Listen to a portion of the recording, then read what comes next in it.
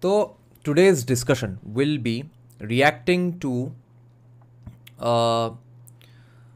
हाँ यहाँ पे सब हो गया है यहाँ पे हो गया है nice okay so comment section I won't be able to check too much let me just keep it up on here তোমার স্ট্রিমগুলো রিসেন্টলি বেশ ভালো হচ্ছে nice which also means that up until recently my streams were not nice it's working support you from Chennai thank you and do remember to speak Bengali in Chennai so today's stream is going to be discussing and analyzing what I argue is the greatest single podcast episode in the history of Indian podcasts, and the Indian podcast industry is only like 5 or 6 years old hardly.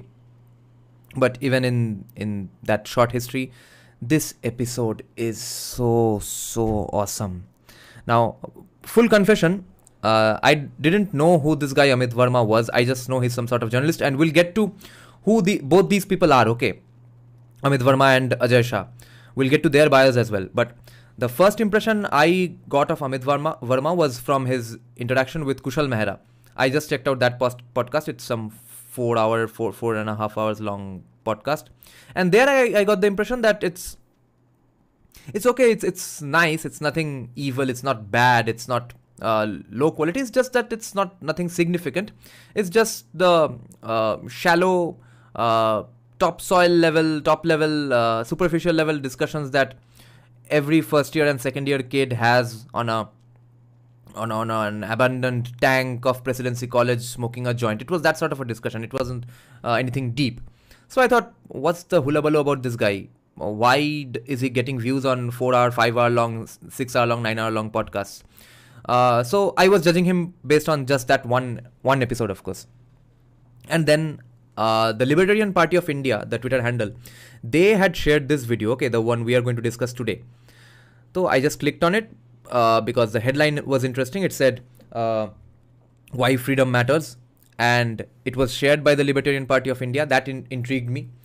So then I couldn't understand what's this channel even about. It's called Everything is Everything, and it seems to have mostly economics discussions, even though Amit Varma seems to be a liberal, or at least, let's say, anti-BJP. Maybe one of those guys who had voted for BJP back in 2014, back when they thought BJP was not going to be a socialist party, etc.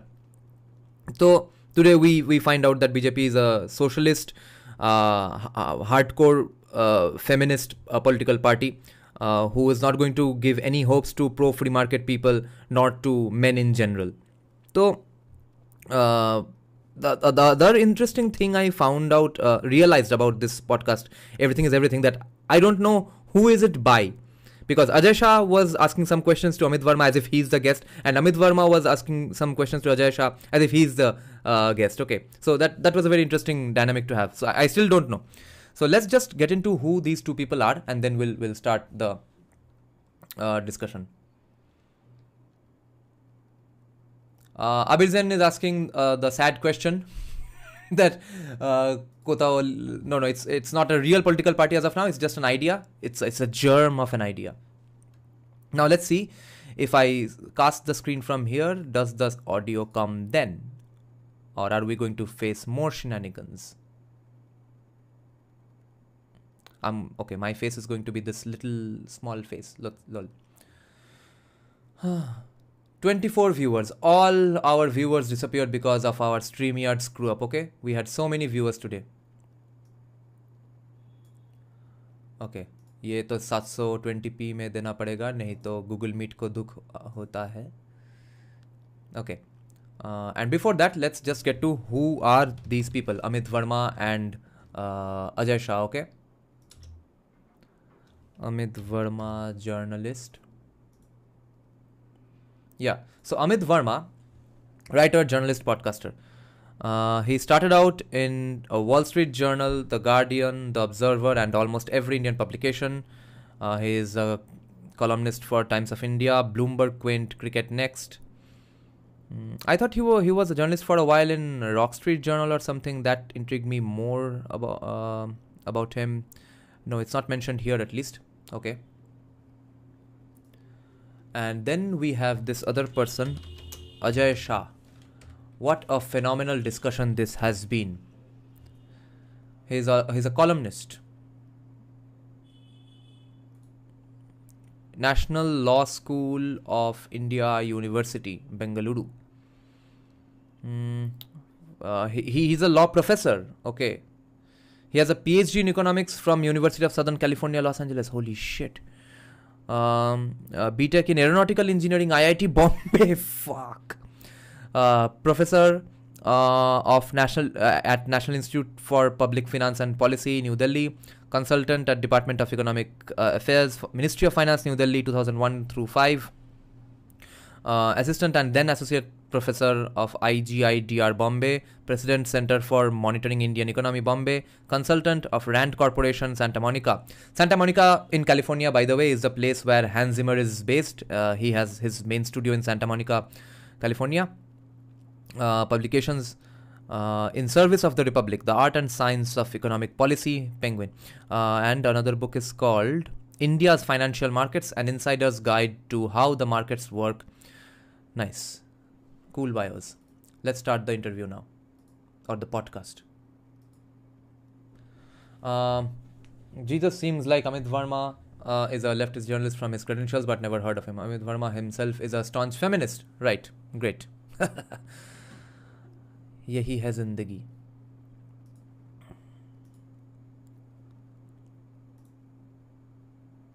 People may make their peace with conditions of unfreedom. Okay, so we humans are survivors. We will survive in a concentration camp. But when that individual agency is taken away, then the dynamism is lost. People stop thinking, people stop creating. The culture, the arts, the science, the business, all these things go into a dull despondence. And what you need for a poor country like India is the opposite of that. What we need is an effervescence of optimism, of creativity, of invention, of people starting a business, of people coming up with a new business model. And freedom lies at the heart of all these things.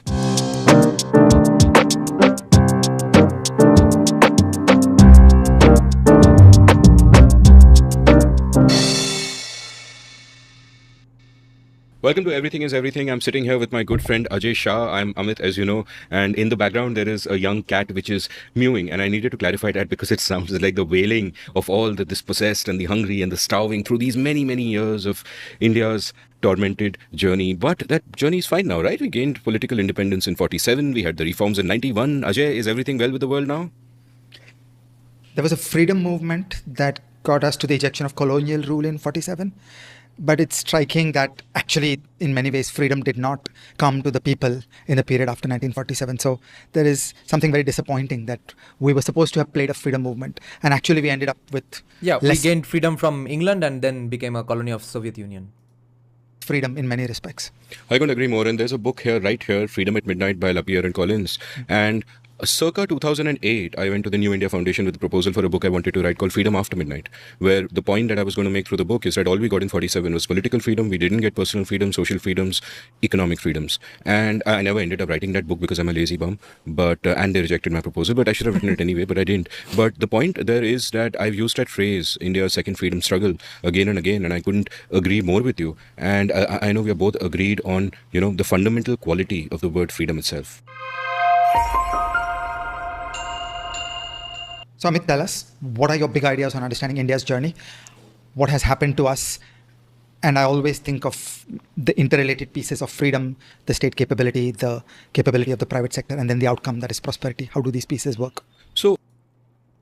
Okay, so someone is saying that Amit Varma also welcomed Mohammad Zubair and considers him a proponent. So you see, we are stuck between a rock and a hard place. तो यहाँ पे भालू दौड़ के आ रहा है हमको मारने के लिए, यहाँ से शेर रेडी है मारने के लिए. तो so I'm guessing then Amit Varma is just the standard Indian libertarian who has no clue about anything in India other than just the economic affairs. So libertarians have this idea in India that Mohammad Zubair is a great journalist. He's doing the fighting the good fight, etc. But they seem to just ignore those facts, or maybe are ignorant of the facts, like how many people he has set the dogs after, how many people he has hounded and stuff, allegedly.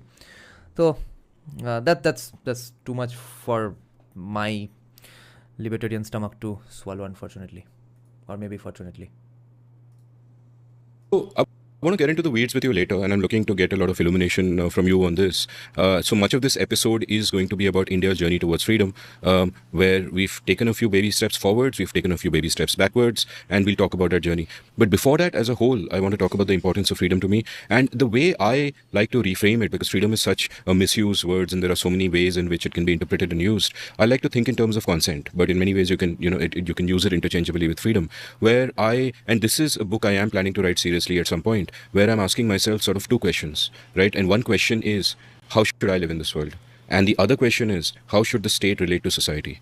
How should we all relate to each other? And most people would think these questions are in different domains. One is a question of personal ethics, and the other is a question of political philosophy. But to me, the answer is the same. The answer is consent. That consent is everything, and coercion is the ultimate evil. And you can use freedom interchangeably as a word for this. And Now, the facts that you all said about Amit Varma now puts this entire conversation in a different light. It shouldn't, but now I'm affected by it, unfortunately. You all should not have given me those facts. I should have remained in that ignorant bliss. Now, everything he says about freedom and let's say coercion and consent, etc., is going to be challenged by the fact that he's a feminist and he thinks Mohammad Zubair is a journalist worth having on a podcast. one level you can get at it deontologically, as the philosophers would say, where I don't want to use jargon, but you can come at it as a first principle and say consent is good for its own sake. If individual autonomy is to matter, if our lives are to have meaning, then consent matters, and therefore you can go all the way back to John Locke and his right to self-ownership and how we arrive at all our rights through that. But I find that that is one way to make the point about why freedom is important, but I think you can arrive at it from another direction, where you can talk about how freedom is always consequentially good, where you can you can go to consequentialism and say that freedom has the best outcome for society, freedom has the best outcome for individuals. And obviously within all of this there is what I call the grand liberal paradox, that to enjoy our rights we need a state to take care of those rights, and the existence of the state means we are giving away some of those rights. The state has a monopoly on violence, it takes taxes and blah blah blah. So leave that aside for the moment. But the value of freedom in our lives, I think, is often understated because of the fundamental reason that we think of the world as a fixed pie. And we intuitively, perhaps because our brains evolved in times where we lived in small tribes, in times of scarcity, but intuitively we think of the world in a zero-sum way. If I am to get richer, you must get poorer. If I am to get something, I must take it from you. But the world is not like that. And there is a brilliant chart and a series of charts that illustrates this, which you'll see on the screen now. This is by Angus Madison, and it is a chart of world GDP growth through history. And suddenly, around the time 1800, you see global GDP growth just absolutely shoot up. Right? And why is that happening? That's happening because of the Industrial Revolution, which is... Now, Buddhadev Bhattacharya has asked a fantastic question here. And since I'm naive and I have no idea of the repercussions of what I say today, 30 years later, I will answer it. Stay in the call. Okay. So yeah, Avinav, I came from OBS and Google Meet. Okay. The problem was with StreamYard then. So, a fantastic question by Buddhadev. He's asking, I can't cast the question on the screen here because I'm not using StreamYard. So he's asking, if you had to choose between anti-Hindu, libertarian and Hindu socialist, which way would you sway? I would choose an anti-Hindu libertarian because the end result of a libertarian society, libertarian policies, is that I still get to go about being prosperous, rich, and as Hindu as I want to be in my personal life without harming anyone. A Hindu socialist state is that I get the right of being Hindu, and that's the only right I get, and I'm poor as fuck.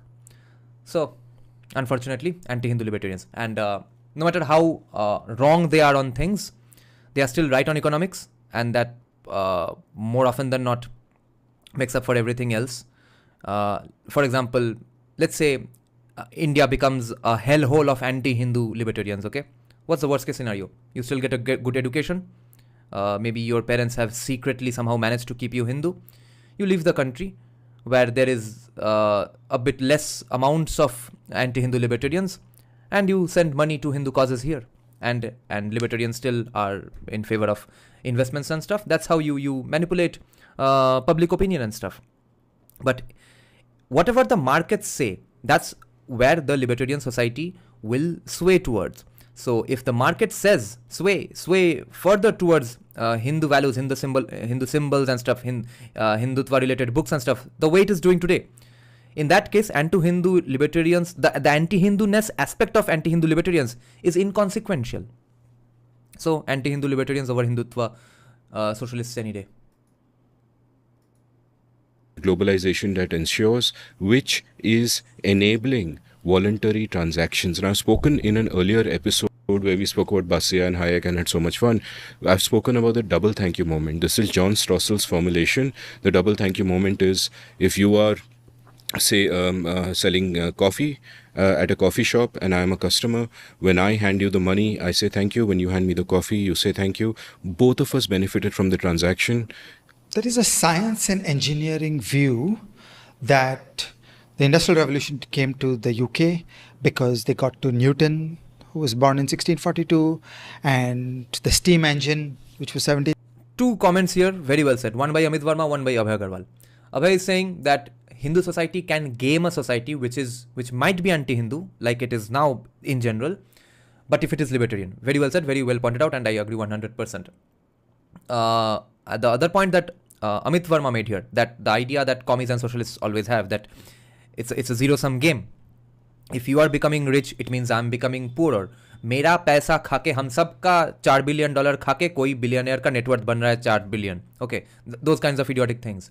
And yes, that's very idiotic, and no one should believe those stuff. It's better to believe in ghosts. That the Industrial Revolution came to the UK because they got to Newton, who was born in 1642, and the steam engine, which was 1776, and the motive force is attributed to science and engineering. How would you respond to that? Because there are parts of the world, in China and other countries, where there are people who are willing to make the bargain that we should take the package of modern science and technology, but apart from that, we can just be as thuggish as we like. I think science and technology enabled all of this. It enabled globalization. It enabled us to trade. For example, through science and technology, you got the railways. But through railways, you had the tremendous trade. But the point I was getting at is that every voluntary transaction leaves both people better off. And therefore, the more voluntary transactions there are, the more the wealth of the world goes up. And look at the chart again, Angus Madison's chart. That's exactly what you see happening. This is the overall wealth of the world. Exchange of services, products. It's such a good thing. It builds so much self-confidence, swabhiman, etc. Why wouldn't you want a world like that? World going up, which tells you it's not a zero-sum world. It's almost as if by magic that the wealth of the world is a particular way. You and I exchange things and suddenly we are both better off. To me, that's magical, and that's a magic of trade. That's a magic of voluntary action. Now look at these other charts right here, which shows that happening to, in a country-wise kind of breakup. In fact, if you look at the third chart right here, what you'll see here is, you see China, Deng takes over. Sure, no freedom, all of that. By the way, guys, look at China's most significant jump, okay? It happens 92 onwards, and here onwards it's 2001-2, when they allegedly sign an MOU with some people, allegedly. We've argued about it in a previous episode, but market friendly, allowing voluntary transactions among the people without granting political freedom and all of that. But still, look at the chart. Look at India's growth since 92, and as you'll elaborate later, since 1977 in a certain way. It's a very complicated story. We'll get into the weeds later. But my broader point is that if you look at these charts again, what you'll see is that economic freedom correlates to prosperity, and that is a big freaking deal. Like, just to take an example, our mutual friend Nitin Pai likes to give a stat that he likes to give, that is, after we liberalized in 91, every 1% growth in GDP meant that 3 million people came out of poverty. He earlier used to say 2 million, now he's revised his assumptions to 3 million. That's a staggering humanitarian good. And obviously, there are many things flawed with GDP, there are many nuances there, but broadly, that's a staggering humanitarian humanitarian good that we brought 300, 400 million people out of poverty after the 91 reforms. And again, there are nuances. One could argue that the course for that was laid earlier, and we can talk about that. But throughout the world, this has been the case. So much so that one can almost understand Francis Fukuyama asking the question when the Soviet Union collapsed, is this the end of history? And there was a question mark to that. And by end of history, he didn't mean end as in it is over, but end as in the end and means kind of end. That is this the aim of history, that we live in liberal democracies and we are all prosperous and successful? And obviously, the world is complicated, and history continued down its merry way. But now, great comments coming here, and I would like to respond to them. Someone asked that Nayan asked that, but anti-Hindu libertarian would lead to a decline of culture, right? Now, remember that it's not an ideal situation. The choice I was given was between Hindutva socialists and anti-Hindu libertarians. In that case, I would have to choose an anti-Hindu libertarian, because even if you're not prosperous, even your culture can't save you. Underscoring the value of freedom is really important, because I find that so many, like 70% of India has been born after the Berlin Wall collapsed, right? We have forgotten those lessons. So many young people in the world today, they were born after that time. They have forgotten the horrors of socialism and communism, and they underestimate the power of freedom and the lessons we should have learned. And some will, of course, point to the welfare economies of this Scandinavia and say, look, wahan pe kitna freedom hai. But A, you still have a great deal of freedom there when it comes to starting a business, ease of doing business, the way people live their lives, personal and social freedoms are great. And B, all of them became rich when they were basically free markets. And once they had brought their standard of living to a certain level, then they could do their welfare statism, and it didn't really matter so much. And that's a point that unfortunately we need to keep underscoring, because again, to repeat, it is not intuitive. There are two counterintuitive elements here. One is that the world is a positive sum game. It is not a fixed pie. It is not zero sum. And we somehow think of the world, we are wired to think of the world in zero sum ways. And the other point is that, before he gets to his other point, something Amit Varma mentions here is that, remember that even when India was the biggest GDP, etc., according to Angus Madison, it still wasn't a very good, nice scenario. Did he say it or Ajay Shah said it? Okay. So, I have a problem with that. It's not an issue that India's GDP was not really that much. Because, remember, there's a nice quote that, I don't know whom is it by, but it's just a saying that contrast is the mother of clarity. Okay, everything you declare to be good or bad has to be in comparison to something else. Okay, nothing can be good or bad in abstract. Like Dr. Thomas Sowell says that if you are saying a particular thing, let's say he's talking about, of course, in the context of USA or in other countries, when they get richer, the commies start complaining that rising income inequality, etc. So, or that America is the worst country in the world in terms of racism and poor being poor, etc. So, okay, worst. But how about name a few countries whom is it worse than? Okay, and are people running from USA to those countries? So, and he calls it the hope for absolute, perfect, abstract, just free world where there is absolutely no injustice, there's no inequality, everyone is happy, etc. He calls it cosmic justice. So this is that idea of cosmic justice. If you say that, yeah, India's GDP was the highest in the world, but it's not that significant because it was pretty low. Arey bhai, 5,000 years or 1,000 years from today, people can say the same thing about today's USA as well, and today's India as well, today's China as well. That's absolutely meaningless. All we have to discuss is whether people were coming to India for everything or not, just in the same way that people go to USA for everything today, to get married, to study, to tour, for hospitals, and to seek asylum from other countries, running from other countries, okay, or to make friends, have sex, everything for everything. USA is the go-to destination. Like commies, imagine that for the first time a factory was shut down in West Bengal, and it was called the Tata Shingur factory, right? No other factory ever shut down in the history of West Bengal. In the same way, commies and Congress supporters believe that it's only since 2014 that any Indian at all is leaving India for the United States of America. Before that, nobody left. Vivek Ramaswamy's parents were absolutely white people who bathed so much in the sun that they became dark-skinned Keralian. They ended up looking like dark-skinned Keralians. Now, and someone asked me in our yesterday's live stream, Bengali discussion with Professor Kaushik Gangopadhyay, Professor of Economics at IIM Kozhikode, that he tried to insinuate, he tried to hint, the person who commented, that why are people leaving the country in droves? Why is it the highest today? That's what the data says. Why do you think that is? If you all are saying that, well, there's some amount of capitalism these days and it's better now, why are people leaving? I said that mediocrity is still celebrated in India. Meritocracy is not remotely the priority of most people in India.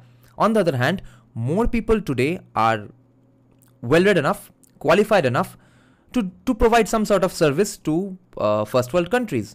Therefore, more people are getting ready to leave the country. Earlier as well, in the 60s, 70s, etc., 80s, 90s, more people would have loved to leave India for USA. They just fucking couldn't.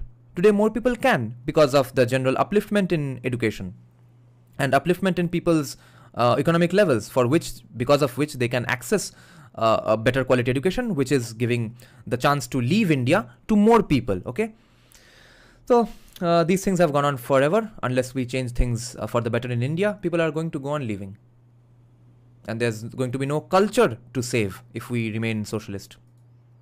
That we are also wired to think in this kind of top-down mindset that everything beautiful that exists must be planned and made by someone. You could say religion itself is an example of this delusion. But actually, that's not the case. Economists have this beautiful term, spontaneous order.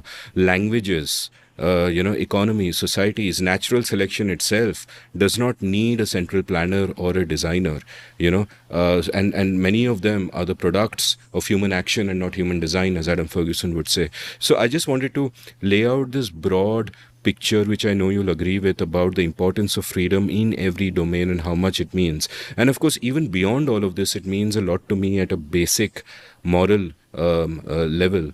But even if you are to argue in terms of consequences and we need to see how we can get the greatest good for all, even there I would argue that it's freedom which gives you that, and no matter what else you value, freedom is the root. Exactly. Which is my answer to Buddha Bhattacharya.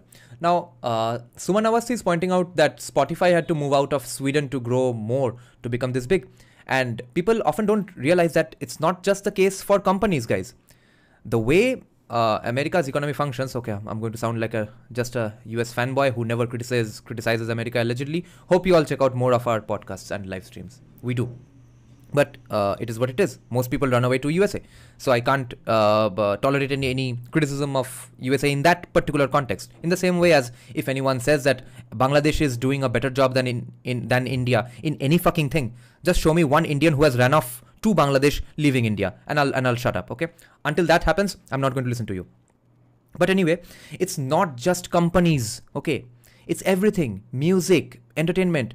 Think of the sport of Brazilian Jiu-Jitsu. It was invented in a way by the Gracie family, fusing bits of the original Japanese Jiu-Jitsu, which allegedly has some connection to India, of course, because Mahabharata has a god called Jujutsu, god of war. So I'm not convinced that it has nothing to do with Jiu-Jitsu in Japan.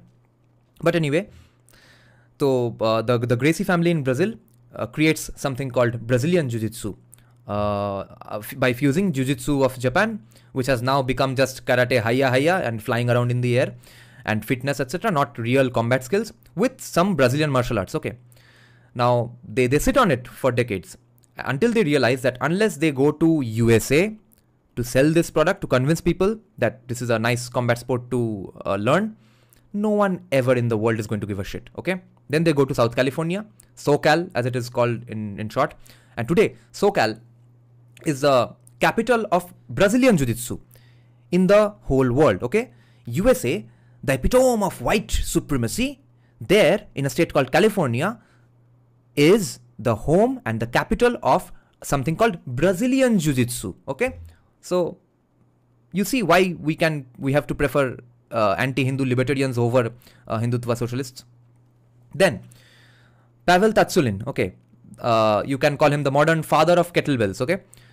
Remember when we were growing up, there was not much talk of kettlebells. Everyone was all about dumbbells and barbells. Kettlebells had been a popular workout equipment in Russia forever. Pavel Tatsulin goes to USA, makes it popular there, and immediately the entire world starts using kettlebells. Okay, that's how it operates. That's how you create societies which are impactful, where everyone finds success, more or less, unless we are talking about cosmic justice. So it's not just companies and entrepreneurs who benefit out of it. It's all sorts of people who benefit out of USA's economy.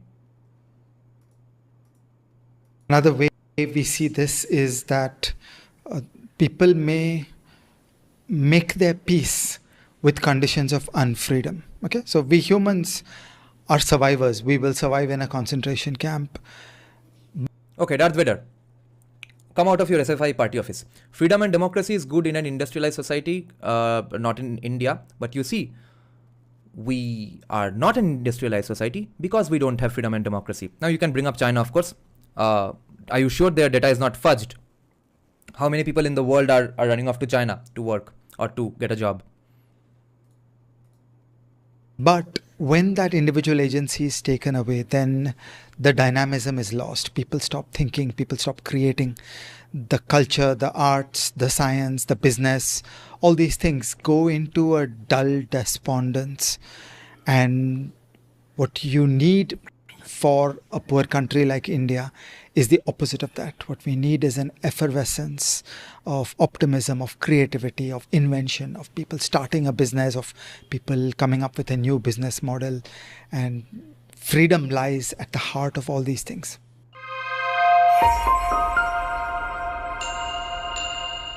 So Ajay, I'm going to ask you to, begin our grand narrative of the day of India. Sort of take me through your sense of India through the centuries, as it were, and bring me to independent India, and then we can start talking about that.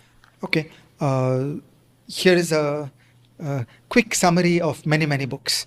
Okay, so let's start at. Okay, what was USA's system when they were getting industrialized? Was there a monarchy going on? Or do you mean their democracy was not perfect, fully franchised, etc.? Really old days. There is a lot of excitement when Angus Madison and others have described India as the largest GDP in some ways at some points in time. But it's important to remember that those were pre-industrial times. So output was agricultural, and India is blessed with good weather, large number of people. And so it looks like the GDP in India was pretty high. It must be clarified that GDP was at abysmal levels. So it was not a great world for anybody anywhere in the world. But in terms of aggregate GDP, India looks good. Okay, it was not a golden age. There were levels of poverty and deprivation and cruelty. Yeah, there were degrees to what you can call it protectionism. And as for what was the previous comment, that it was not a full democracy. Okay, define full democracy. As I said, there can be degrees to how much compliments you can give to USA's democracy back then. Besides, back then protectionism did not hurt them like protectionism can hurt us today. It's because the rest of the world was decimated and poor as fuck, and also socialist. Today you can't play those stupid shenanigans today. That were in India, that were out of the world. There was very little political development. There was no rule of law. Okay, so that is the old India. Then under colonial rule, I am transfixed at the explosions that took place in the 1860s and 1870s. Okay, in a very real sense, that is the beginning of modernity in India. And there is a whole bunch of events that came together. The most important was 1869, when the Suez Canal started working and the physical distance between London and Bombay came down dramatically. Earlier, a ship from London would go around the Cape of Good Hope, and once you're going that far, you could even go all the way to Calcutta. After the Suez Canal, it became dramatically shorter, You came out of London, went through the Straits of Gibraltar, went through the Mediterranean, came into the Red Sea, and boom, you are at Bombay. So it was a revolution in India's connectivity into global trade. Also, around that time, there were many, many important technological innovations that came into India for the first time, most notably the telegraph and the railroad. When in the 1860s, the first telegraph connections came to Bombay, and there was a 4-hour delay to get a message from London to Bombay and vice versa, which you will agree is pretty miraculous in that age. So, cotton speculators would be able to talk to each other, and these markets started getting globally integrated. It seems amazing. Then we should look at the institutional infrastructure that makes the modern market economy possible. There was a revolutionary set of developments which took place in the UK. The Companies Act, Contract Act, the Evidence Act, all these pieces came to India. Within just a couple of years after the Companies Act happening in London, it came to Bombay. In 1874, we got the Bombay Stock Exchange. And this entire ferment in Bombay got an explosive moment in the form of the Civil War in the United States, where supplies of cotton from America to the UK were interrupted. And an entire cotton trade was invented in India, where cotton was grown in Gujarat and Maharashtra, and it was shipped through Bombay to London. So this was an explosive moment for the Indian economy. It's hard to emphasize what a break this was as compared with everything that came before.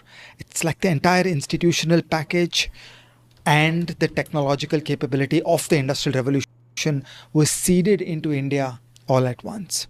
Okay? And in many ways, this journey progressed relatively well till 1913. So a couple of things here. One is that much as the Indian cotton industry did well because of the American Civil War, in America, there was an explosion in the Midwest when a bunch of factories were set up for making ice. Do you know why? Well, Shorav is saying that until even 60s, UK, USA didn't have voting rights for women and black people. That's not the case. They had voting rights from late 1800s or early 1920s or something, back when even India didn't have any voting rights really, because it was not a democracy officially. Back then, democracy had a different definition altogether, because democracy was obviously considered some sort of mobocracy. Now, populism is also looked down conveniently only when people you don't like come to power, etc.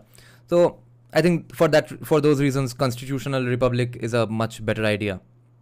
And you are supposed to look after the interests of the state or the province, not really bow down to anything and everything that the people want. But you see, women's suffrage also required some other things. There were many women themselves who were against women's suffrage, because back then voting rights meant you get automatically conscripted in every fucking ward that the king or the prime minister decides for you, for which women refused to get into voting businesses. Okay, it was not inherently an evil thing that was being done. No. Okay, the reason for that is that in India there was a huge problem of malaria, and the way to deal with malaria was a substance called quinine, and quinine was given as a precautionary thing. However, quinine could not be had on its own. It was bitter and ugly, so it was put into tonic water, and gin and tonic became a popular cocktail in India. And if you had to have gin and tonic, you needed ice with it. Now this is the 19th century, no fridges. Where will the ice come from? America will make the ice. So the wonders of global capitalism. And on what you were saying, I also want to quote your friend Tirthankar Roy, the great Indian historian. And Vinay Sitapati sent me this essay, and so credit to him for that.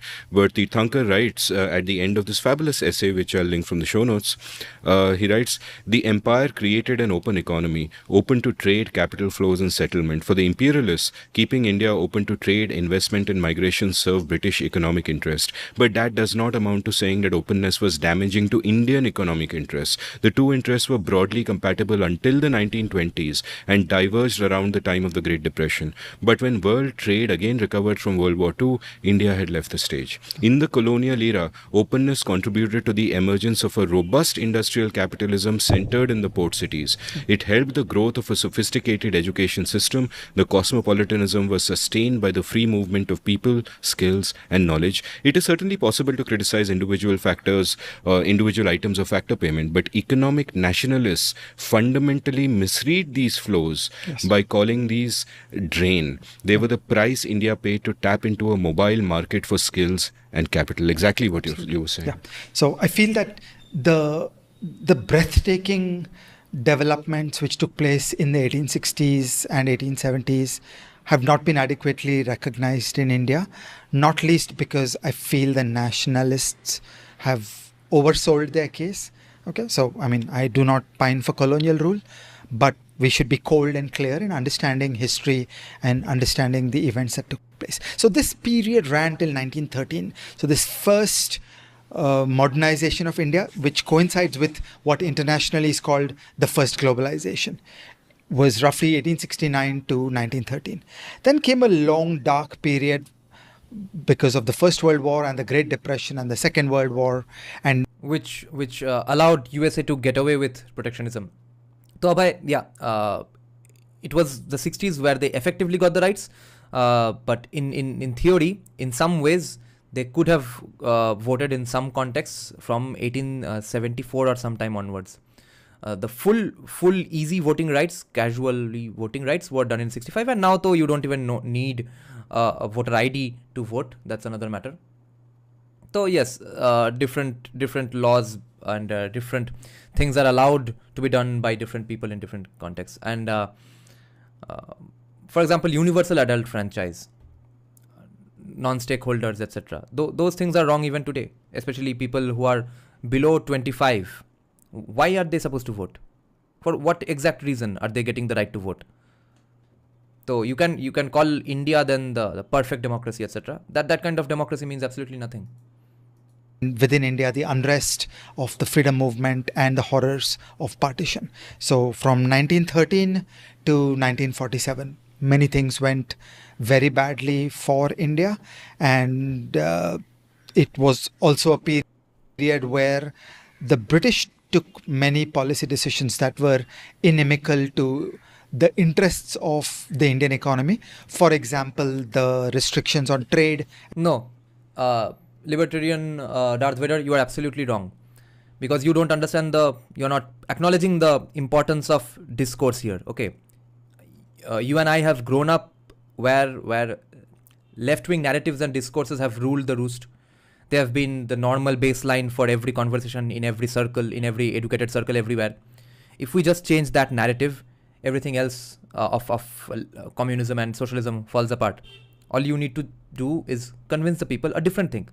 So far, they have been convinced of a specific thing. Okay, it doesn't come to anyone naturally, because if socialism came naturally to people, why would every American, like plumber se leke farmer, why would they have a better sense of finance than people up until the 80s kids generations had in educated middle class families? Okay, all they knew of finance, our past generations, were that you must do some savings and put it in a fixed deposit, no matter how much the interest rate and what the fuck the inflation rate is.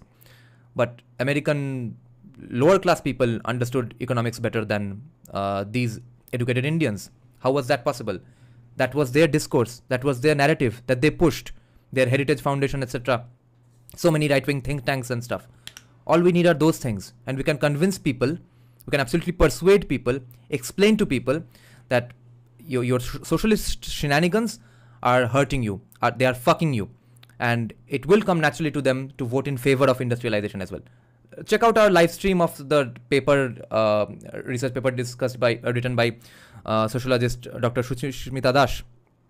Today in Bengal, Trinamool supporter se leke CPM supporter, Shingur factory, Shingur farmers who had given their land, who did not give their land, all of them want industrialization today in Bengal. How? There in Shingur, or at least in Bengal, even the left-wing narrative has been beaten by just sheer bloody desperation, like the case was in 1991. So all I'm saying is, if either you get a push and shove from desperation, or you are just taught a different thing in your academia and movies, etc., where poverty is not celebrated 24/7, then you can easily become a pro free market guy. People are fucking gullible nut jobs. You have to just manipulate them in a different way. The way they have been manipulated to be socialists today, you can manipulate them to be libertarians. And capital flows came as a wartime measure in 1939. Okay, so the loss of freedom began as wartime measures in British rule, and what has been normalized today. By the way, while I'm on this subject, I just want to take the audiences back to a breathtaking fact. Did you know that before 1914, there were no passports anywhere in the world? Meaning there were no passport requirements. The royalty would write passports to each other asking for preferential treatment for their friends. But for the people, the freedom to travel, the freedom to migrate was just there. It was an inalienable human right. Similarly, there were no capital controls until Adolf Hitler first introduced capital controls in Germany. So the freedoms of that period are breathtaking when compared to the unfreedom that we have all normalized today. And yeah, exactly. That's what I was about to say, right? We normalize these lack of unfreedoms, and now we imagine... What a beautiful sentence. You normalize these lack of unfreedoms. Exactly what M. Shastri is pointing out here, that you couldn't, before 1991, you couldn't even get a bank account without your board exam mark sheet, and the only investment instrument left to you by GOI until 1991. So, FDs. So, you see, the problem with Indian society is we are going on, at least it's obviously decreasing to a huge amount these days because of the decreased little hints of free market capitalism that Narendra Modi believes in, thankfully. So, we are outsourcing our brains to the government. We are outsourcing our all our intelligence to the babus, okay? So, what happens if you invest? You might lose money. Therefore, let the government take care of me. I don't have to think that hard about it. And therefore, my economics and finance knowledge as a well-educated man in the Indian middle class will be lesser than a truck driver in USA. Because you outsourced your thinking to the babu. Generic passports are a natural state of the world. Obviously, capital controls will be there, but... Oh, and then let me make this even more spicy. One of the clauses of the Treaty of Versailles was the restoration of passport-free travel. Okay, and international conferences were convened all the way into the 60s on how to get back to passport-free travel. And the spoiler of that was Soviet Russia, which wanted to imprison its own citizens, which never wanted Russian people to leave because, they would never come back. So Soviet Russia... I want to point something out to Shodav here. He's again saying ANCAP is not good, bro. ANCAP is the final, maximum amount of libertarianism so there's no point bringing that up every time we discuss free markets and libertarianism. But more importantly, you think there is something called conscious capitalism. I don't believe there is. There are no morals, there are no good people and evil people. There are only incentives and disincentives. If you want to incentivize good behavior, do it. That's the only way you can expect good behavior. Otherwise not. Shah blocked every movement on trying to restore passport-free travel, and only now we have the beginning of the restoration of that old freedom in limited ways in the form of the European Union. The European Union is that great development of globalization where the people move freely between France, Germany and Belgium and UK. Oh, scratch that. Not. Yeah, good point, Ajju. Concept of citizen is mentioned in the Mahabharata. I don't know about that, but I know that even in Harappa, Mohenjo-daro, I heard that people had to show the foreign traders and stuff. They had to show some sort of seal. Some sort of documentation was required. It's not like everyone comes and goes all the time. So he might be talking about some later period, but in ancient times it was there anyway. Not UK, without passports. That's the restoration of the customary freedoms that we had 100 years ago.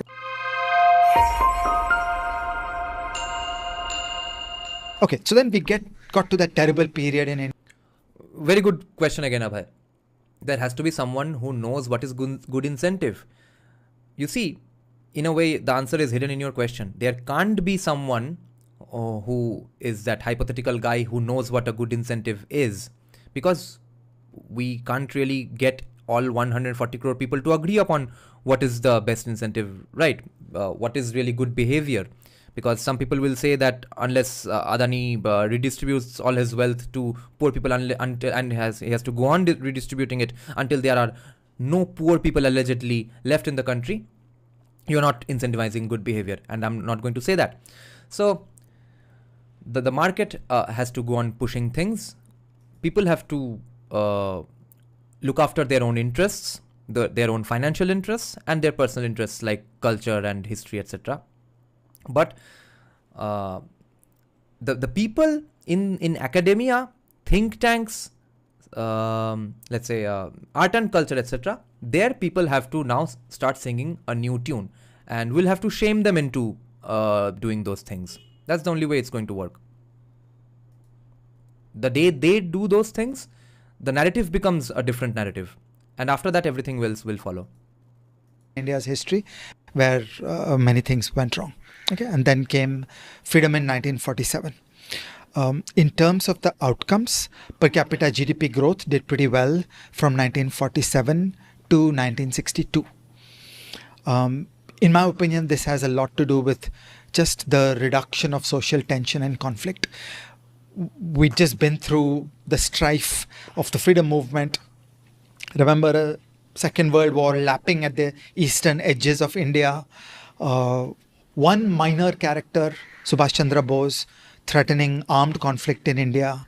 And of course the horrors of partition. So that was not an environment in which people felt safe about their future. দেখুন দাদা, বাঙালির ব্যাপারে কিছু বলবে না।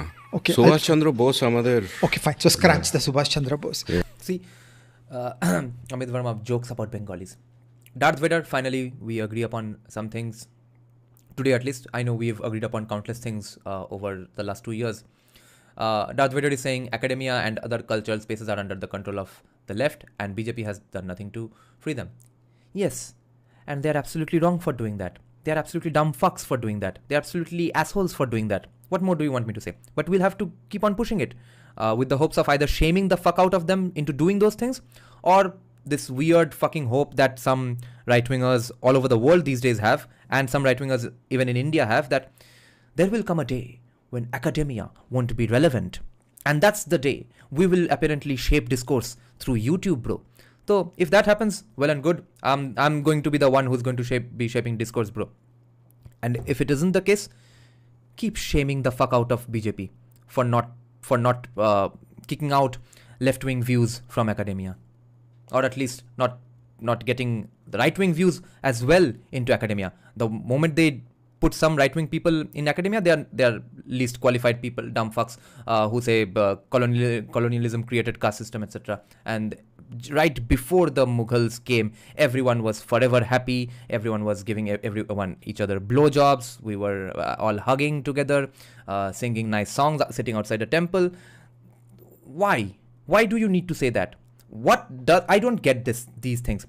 What does it take away from the brilliance and beauty of Indian philosophy, wisdom, our texts, Arthashastra, or history, or the fucking right to survive today, if we were a society where there existed some conflict, where there existed some evil people, where there existed some criminals who murdered other people? Why the fuck does Arthashastra have so many rules and regulations against crime? Insane punishments against crime. Why, bro? Because everyone was good and nice. Because no one ever fucked with anybody. Because no one was evil. No one ever raped anybody. So, and then the how long is a particular text? That question. Why should it matter to you if the Mahabharata is written like 1 week back versus it's written 20,000 years back? It's still awesome. Learn from it and be proud of it, that it was written by people who were your ancestors. End of story. Now, the moment those dumb fuckers get into academia, they are going to be laughed out the moment BJP goes out of power, or they are going to be laughed out anyway. But more importantly, they are not going to shape or impact discourse anyway. So keep waiting for BJP to feel some shame. And that is an environment where private sector confidence was likely to be weak, and so there was a reduction in the growth momentum of that period. And in 1947, when there was that political certainty that there is a Republic of India, and the prestige of the Indian Constitution of Nehru and Patel and others, it was a glorious generation, and that created confidence, and many people got back to action, and there was decent GDP growth in the period from 47 to 62. It was also a period in which things went very badly in terms of the fundamental strategy of growth. Back to you. Back to me. So, before I sort of continue the narrative, I also want to point out that I've been chatting with Vinay Sitapati, who wrote a great book on Narasimha Rao and the BJP before Modi. And a point he made where that impressed me a lot is that we should think of the liberalization of 91 as a re-liberalization of 91. His point is that it was Nehru's Fabian socialism and central planning that was a break from the past. You've already pointed out one piece of the puzzle, which is, how Bombay, Calcutta, the port cities were booming under the British as they wired into global trade. The other piece of the puzzle that Vinay cites is from this magnificent book that, many of the Mughal historians I've spoken to on this show adore, which is In the Persianate Age by Richard Eaton. Yes. And in that, Eaton talks about how one India share of the world GDP, as you pointed out, purely by dint of population was really high at one point in time under them. But at the same time, the decline possibly started because of global trade, because there was so much global trade coming in at the ports, and the power went to the edges where the ports were, and that centralized power kind of began to decline. That's a fascinating narrative. I don't want to talk too much about that yet because I need to, study that a bit more. But let's come back to 47, and when we talk about what went wrong, I want to shift back to a frame that I learnt about from a writer both of us admire, William Easterly. William Easterly wrote this paper in circa 2006 or 2008 for ADB, and I'll quote from that. So in this paper, Easterly says, quote, "Historically, poverty has never been ended by central planners. It is only ended by searchers, both economic and political, who explore solutions by trial and Also known as seekers. And seekers are what Hindus are supposed to be ideally. error, have a way to get feedback on the ones that work, and then expand the ones that work, all of this in an unplanned, spontaneous way. Examples of searchers are firms in private markets and democratically accountable politicians." Stop quote. So basically markets and this feedback mechanism and all that. The beautiful phrase which we always talk about, discovery, not design. Discovery, not... Meanwhile, we have a growing group of people who are forever insulated from the markets, from any real world realities, any real world impacts, any real world movements. design. More from Easterly. A planner thinks he already knows the answers. He thinks of poverty as a technical engineering problem that his answers will solve. A searcher admits he doesn't know the answers in advance. He believes that poverty is a complicated tangle of political, social, historical, institutional, and technological factors. A searcher only hopes to find answers to individual problems by trial and error in experimentation. A planner believes outsiders know enough to impose solutions. A searcher believes only insiders have enough knowledge to find solutions, and that most solutions must be homogeneous, and so on and so M. Shastri, Fabian socialism was a crazy idea, yes, and but Nehru, oh yeah, you said Nehru's FM, yeah, yes, I was about to name him. I thought you blamed Nehru for this, but the blame actually lies with a Bengali man, Prashant Chandra Mahalanobish, a famed mathematician, a philosopher, a biologist for some reason. He used to check out skulls all day long to prove Aryan invasion theory, or based on Aryan invasion theory, he used to do some random shenanigans. And he was basically the man behind all of India's troubles from 1947 to 1991. Now, the other point that M. Shastri made here, that 1955, Nehru launches Avadhi resolution and killed the competent bureaucracy. Policies set in law in 57 through 58 did not kick in until 61. Nehru was dead in 62. Guy escaped blame. Now, even if he was alive, who the fuck would have cared? People would have touched his feet and said that, yes, real Nehruvad has not been tried yet. But you see, competent bureaucracy was going to go to hell anyway because of the decline of the education system. it was forever declining. I don't think we felt the full brunt of it until 80s, 90s, but it was going down ever since the British left. Unless you are making the point that the things that led to the decline of the Indian education system also started because of that resolution, which I don't think you are making, but I noticed that the education system was going to go to hell anyway because of the socialist nature of the system. So forth.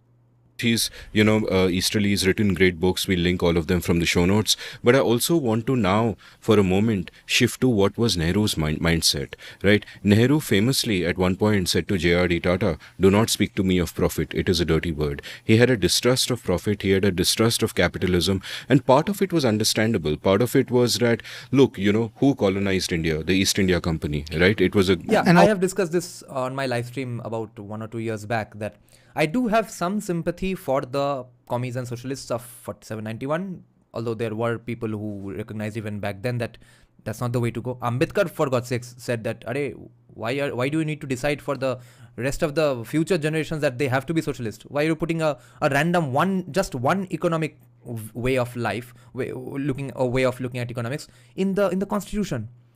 So, and there was, of course, Rajaji, Sri Raja Gopalachari, the first libertarian in India, or the only libertarian in India, I guess, in the political realm. But more importantly, wait, I forgot what I was going to say. I have a great point. I'll come back to it.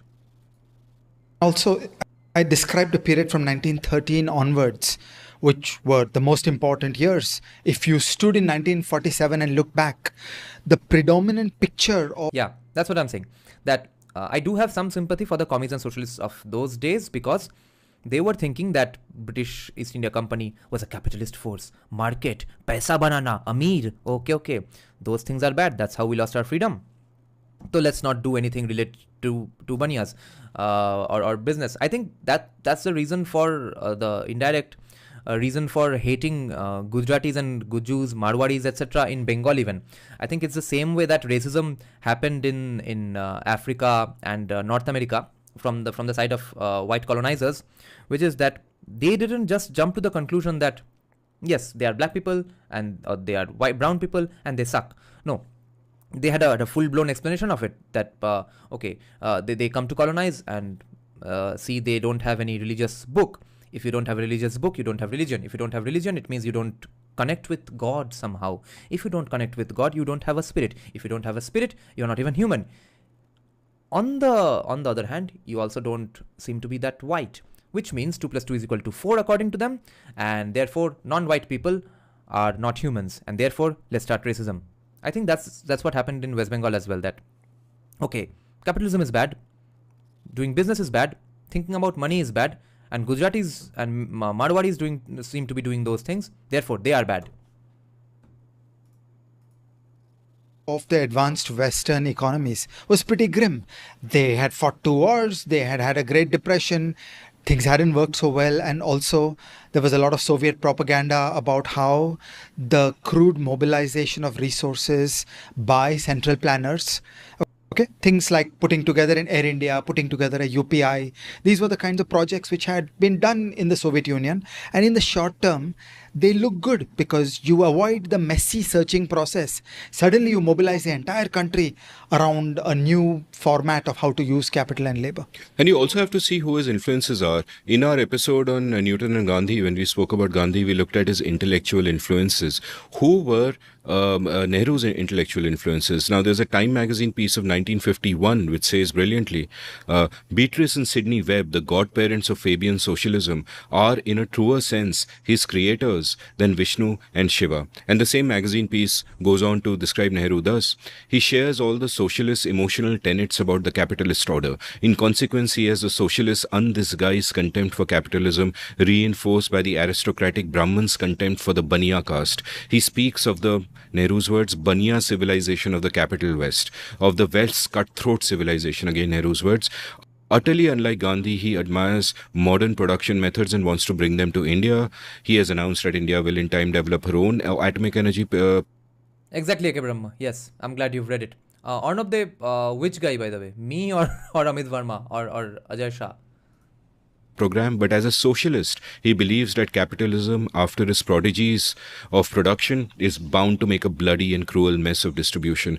This view is based on the standard British socialist reading of 19th century economic history. His understanding of 20th century American capitalism is negligible. Stop quote. Right. And another of and the like why how Abhay pointed out that Amit Varma is going to try to give an apology for Nehru, and to be fair to Nehru, let's admit this amongst ourselves that he was in an impossible situation, right? There was no way anybody could have become the prime minister in 1947 who would not get a lot of criticism today in 2024, right? There was no way anybody in the world could have done a perfect job, maybe except C. Rajagopalachari, because he would not have done too much. He would have let the market take care of it. I don't know if the country would have remained. I have not thought that hard about it. The point just came to my mind right now. But the problem I have with Nehru is that some things he would get wrong anyway, and some things were going to be impossible to take care of anyway. But there are things that we find out almost every day that which were things which were considered wrong and evil by many people around, and even after he realized those were wrong things, he went on doing those things deliberately. He went on forcing things down the throats of Indians which were wrong and disastrous for the entire country. That's I think the room for blame that Nehru has.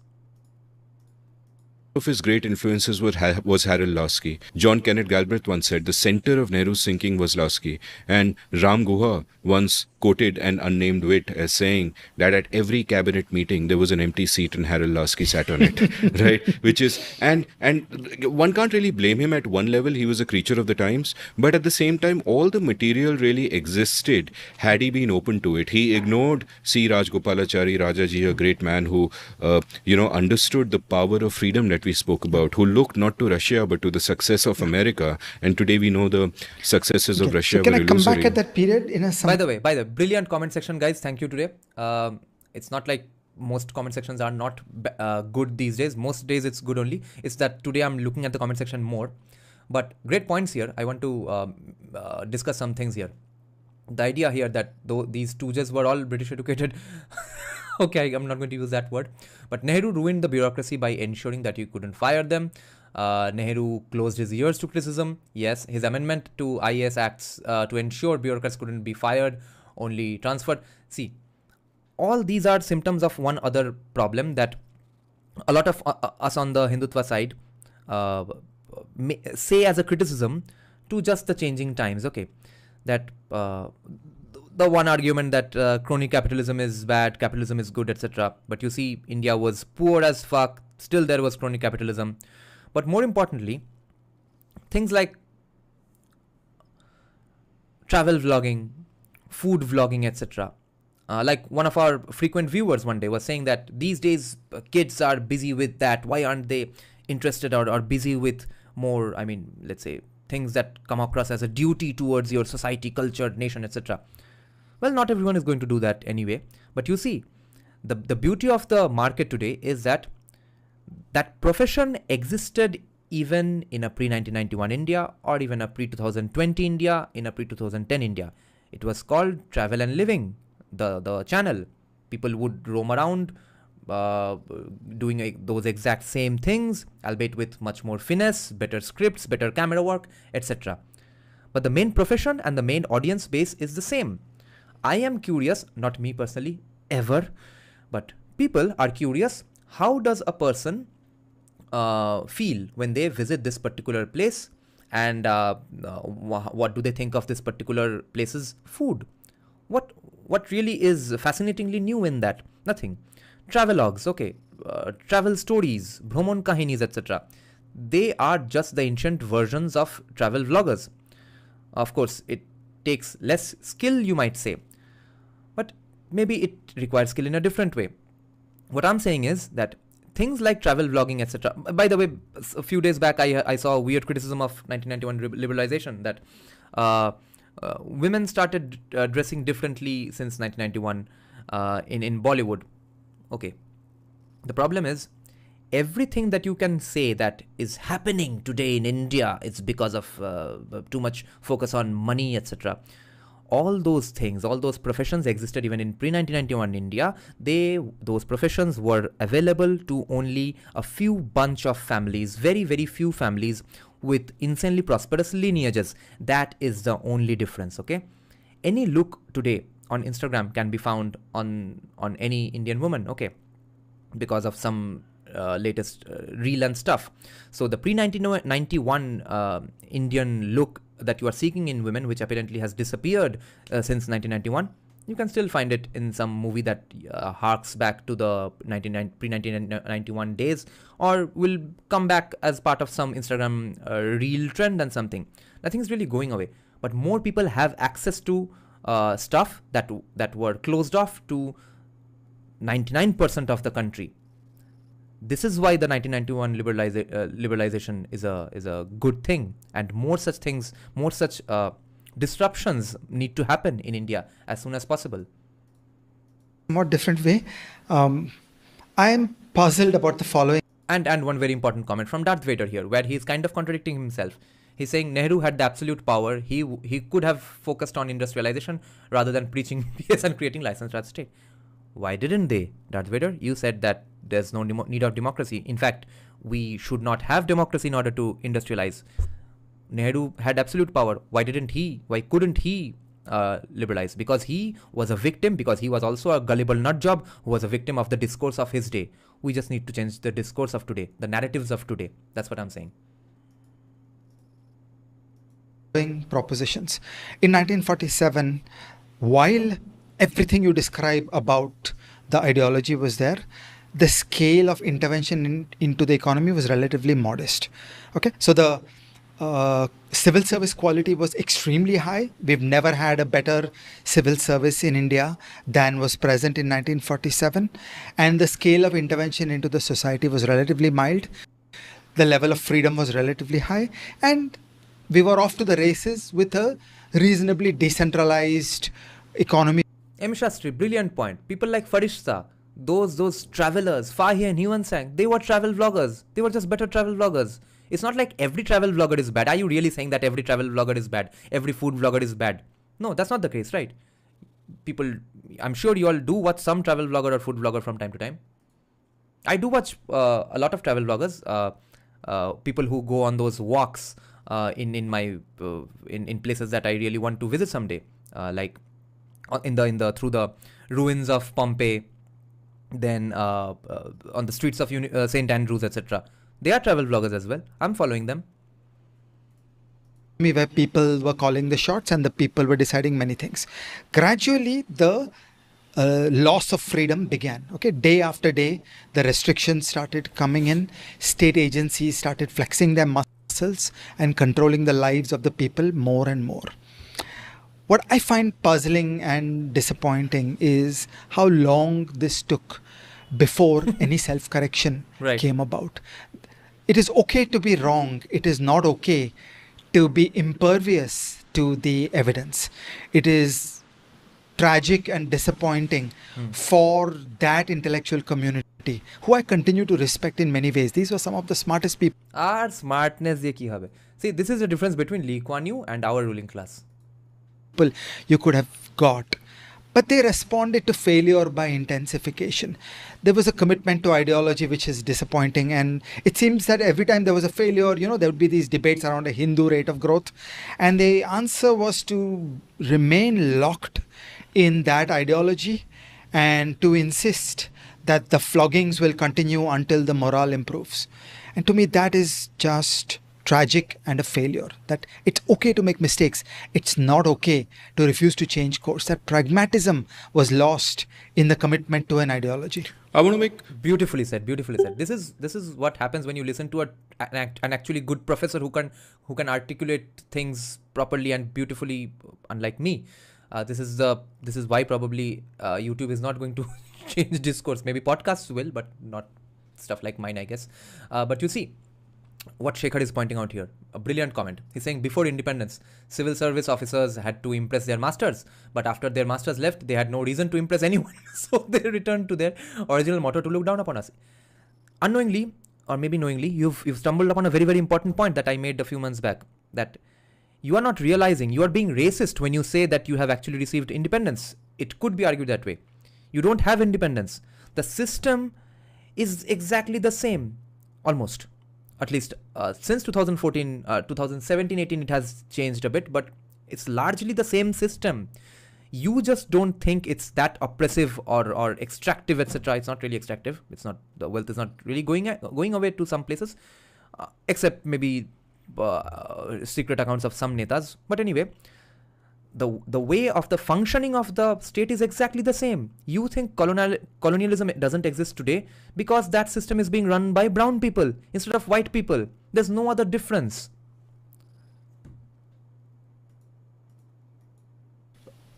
Two points, and one is a really broader point, and it's about a debate which is, I think, at the heart of India today and what we need to think about, and that is a constant tussle between state and society. It's something I've discussed in many of my episodes of The Seen and the Unseen. Last night I was chatting with Vinay Sitapati on the phone, and he also brought it up, and I agree with him that this is at the core of the break of 1947, that couple of things happened. Sorry to interrupt the video again, but great comments, and I really need to reply to these things.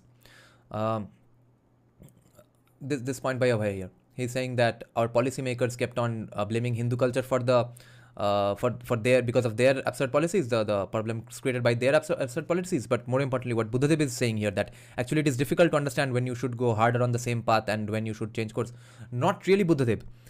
People go down the wrong paths, especially from the government side, etc., when the government or the bureaucracy running the government is insulated from market realities. Otherwise, you are getting continuous feedbacks that this is working, this is not working.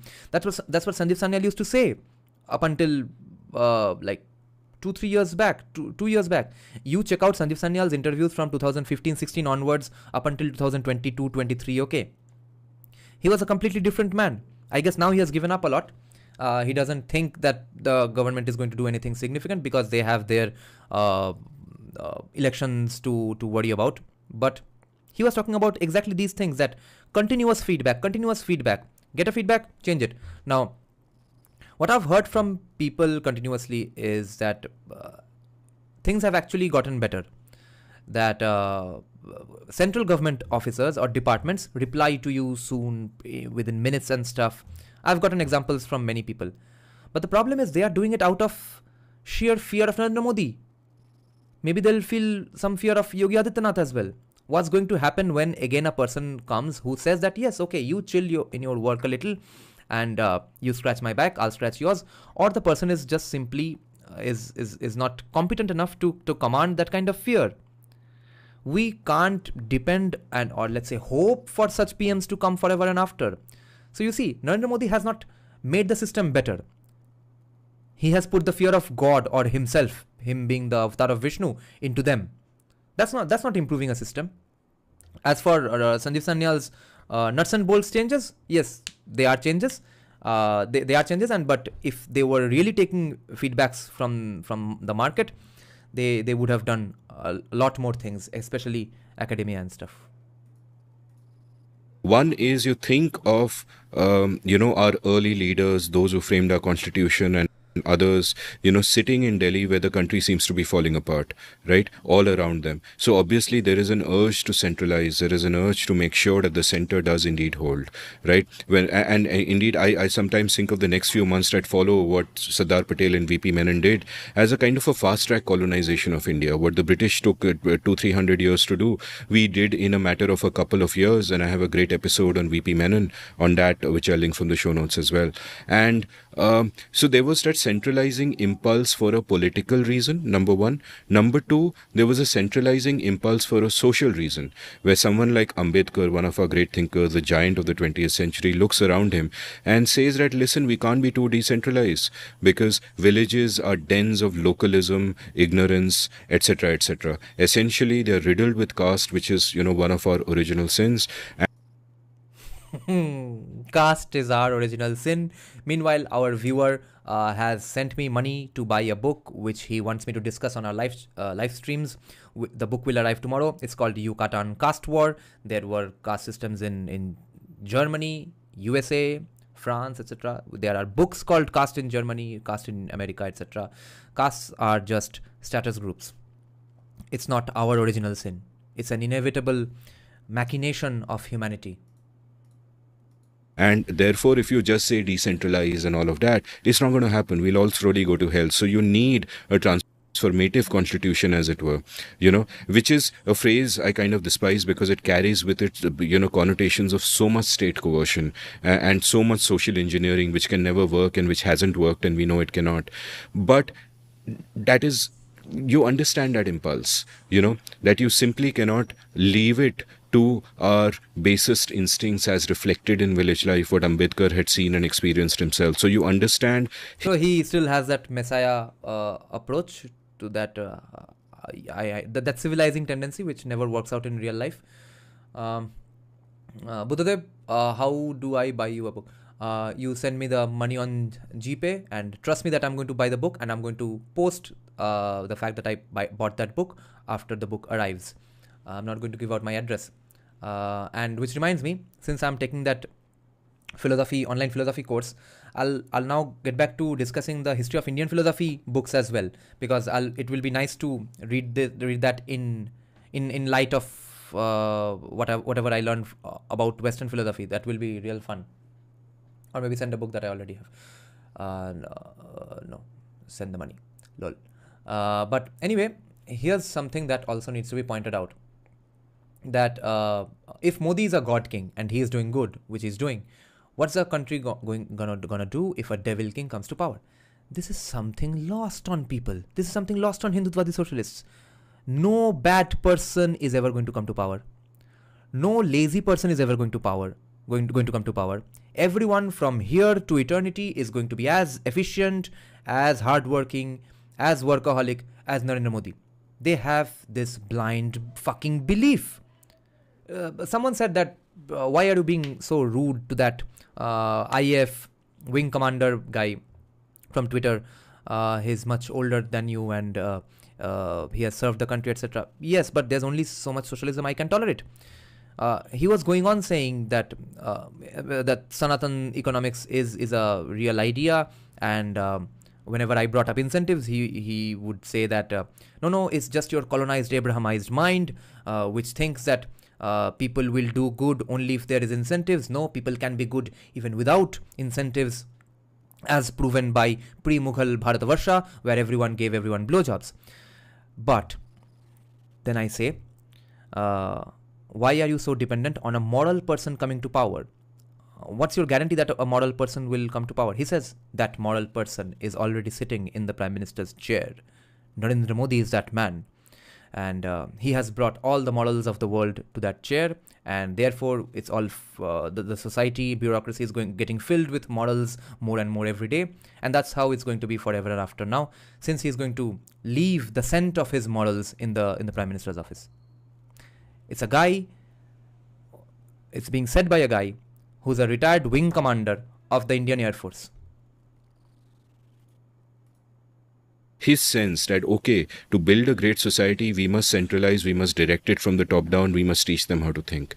I say teach them how to think because our friend Madhav Khosla talks about how the constitution was a pedagogic exercise as much as an exercise for setting rules, right? So these are two: political, social, and then there was economic, where again Nehru is coming from a point of saying that, hey, the East India Company failed us, profit is a dirty word, capitalism is bad, I hate these bania capitalists, blah blah blah. And therefore this, and there is in all of these people, and they're all elites in a sense, right? And there is in all of these people this sense that we are above the people and we will forge a better world. They know not what they are doing. And I think that there was a certain folly here. I think in a sense today's, that arrogance has been consequential, that society has caught up with politics today. And again, let's not get into current day politics, but I think there was a mistake there by those who wanted liberal values and a free society to say that that can only be imposed from the top down, whereas I continue to believe, though it would have been difficult to see then or argue then, that it can only happen from the bottom up.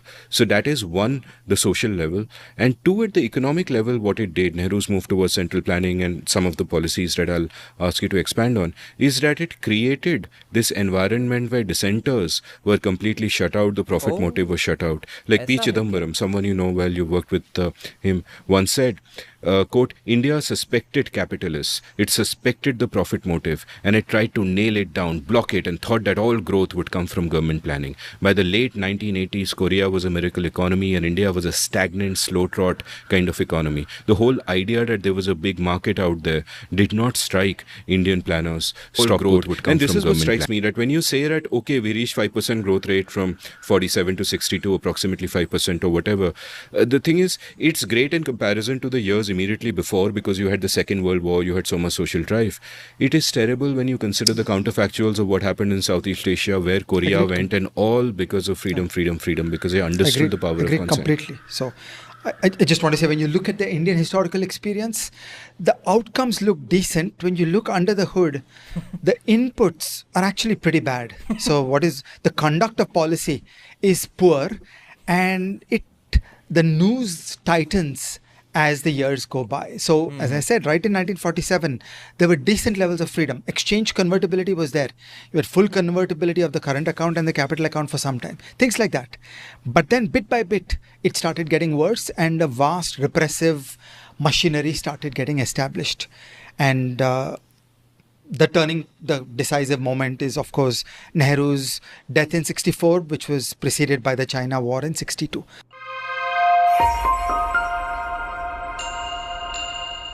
So Ajay, let's talk about that period of 62 to 77. In fact, in the notes that I have in front of me, you've described that period as terrifying.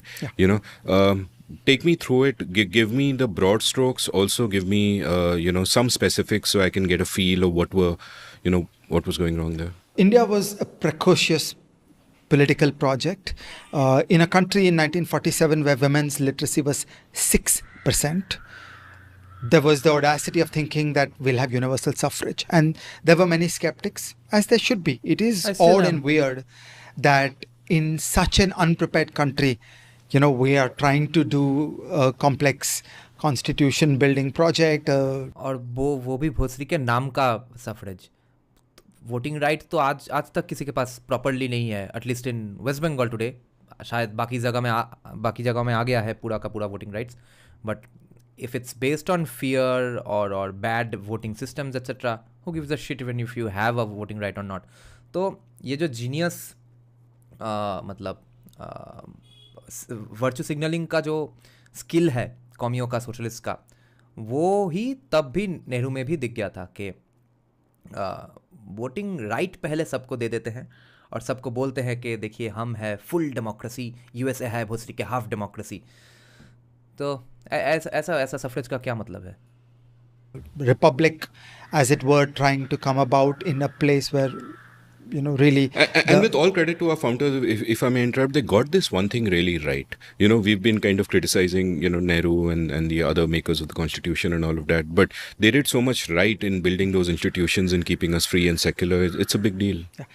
The optimism around that political project was severely challenged by the 1962 to 1977 project, and many people thought that this is going to turn into yet another disgusting third world authoritarian country, or worse, that this country will collapse into civil war. So let's walk just a quick sketch of the events. 1962 was the China War. 1964, Nehru died. In 65, there was a war with Pakistan. There were 2 consecutive droughts. There was famine in the country. India was begging for food aid from the United States, the PL 480. Then came the 71 war.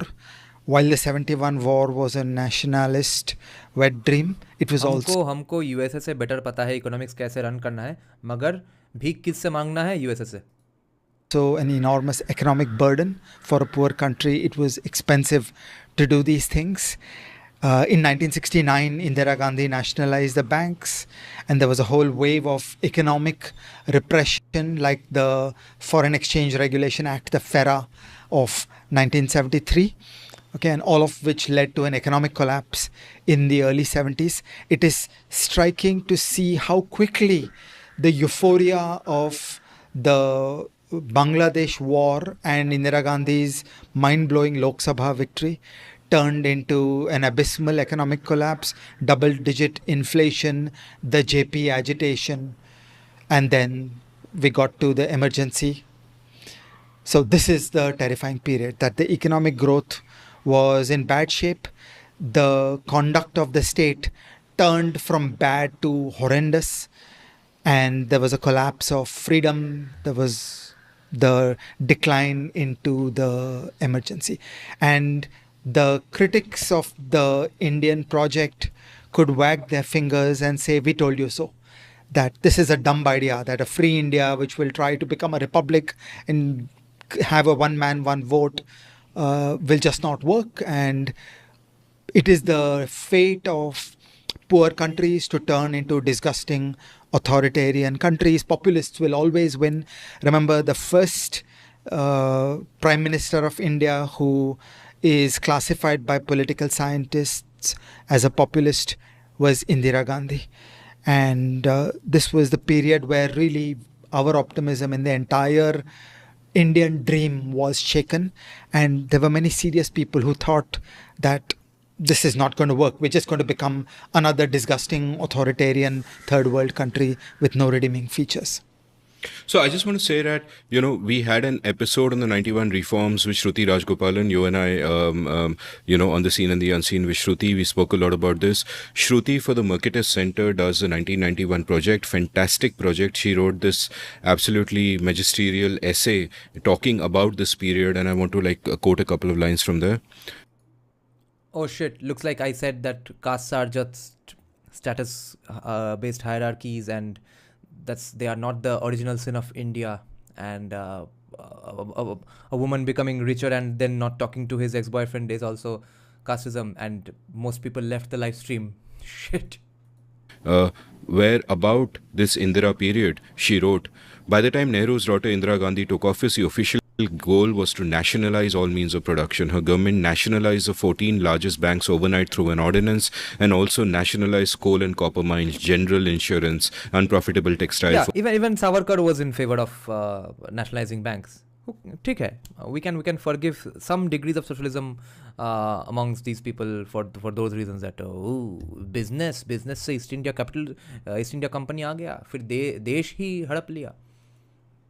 Firms, the list goes on. Land ceiling laws, monopoly control, greater control over foreign exchange, inflexible labor regulations, disallowing the closure of unprofitable firms, and a hostile attitude to foreign investment. Some goods were hit with an import tariff of over 350%. The top income tax rate was 97.75%. All this cumulatively unleashed an informal and corruption-driven underground economy that some suspected was larger than the formal sector. By the late 1970s, it was almost impossible to set up a new business or to exit a falling business. And she also points out, for example, that there was a joke that when a girl child got married, people would tell her parents, book a scooter, so that by the time her wedding comes around, the scooter has been delivered. Those were the days. Like, India was the one country in the world where a second-hand car cost more than a new car, because a new car would take years to get delivered. The second-hand car was already there. And a lot... क्योंकि हमको बचाया जा रहा था evil capitalism से. बाबू हमें बचा रहे थे. जिनके पास फ्री का एम्बेसडर बैठा है, जिनके पास फॉरेन टूर्स के टिकट्स पड़े हैं, ठीक है. और remember radios, for radios you needed licence. तो I think if we have time, after this we'll check out a bit of Thomas Sowell's views on how India was pre-1991. Those are absolutely juicy. A lot of this was driven by politics. It wasn't even as if Indira Gandhi, had these convictions. It is just that she needed to sort of distinguish herself from the syndicate, as it were, with people like Morarji Desai. And this was tactically what she did to get the left on her side, this leftward tilt. And this is what I find, this is what breaks my heart. She didn't even believe in this shit.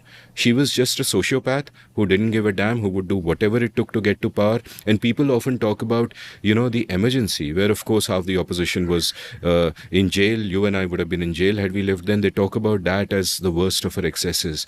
And I really think her economic regulations were far worse. They kept millions of people in India in poverty for decades. Yes, Darth Vader, yes. See, we have a point of agreement again. What a brilliant point here. He's saying even if you annihilate Hinduism, caste will not go away. Ambedkar was wrong. Abso-fucking-lutely yes. Which is why caste today or forever has existed in other places where there was no Hinduism, where there was no Manusmriti. Castes are not, and by the way, what Ash said here, it's not classism at this point, bro. Let's say caste or statuses do have something to do with economics, okay? I'm not excluding the economics question completely, but it moves away from just economics very, very quickly, because it then becomes an exclusive group with common consumption patterns and discrimination towards some people based on your consumption patterns, not exactly your economic station in life, okay? That's why we need to call it casteism and not classism. And let's say a Trinamool Gunda in your neighborhood wears gold chains and stuff all day long, wears those white half-sleeve shirts, white pants, and 5,000 rupee white shoe, okay? Do you think one fucking sane man is going to allow his daughter to get married to that guy? He has economics in his favor. Maybe his father was a gunda for CPM, he is a gunda for Trinamool now. 2 generation में हो गया economics, एकदम correct जगह पे पहुंच गया है, मगर उसका स्टेटस अभी तक नहीं हाई हुआ है. उसका कल्चरल कैपिटल, सोशल कैपिटल अभी भी कुछ नहीं है. लोग उसके पास जाते हैं, पीछे उसको गाली भी देता है, उसके पास जाता है कुछ काम वाम करवा लेने के लिए, ठीक है? That's the end of it. On the other hand, he could have become a higher status person if his father, which has been done by many people, who was a hypothetical CPIM gunda, who would have sent their children to better schools. Let's say he saves up his black money, his ill-gotten money, his God-forsaken money and stuff, and sends his kids to South Point, La Martiniere, etc. That kid does not grow up without cultural capital and social capital.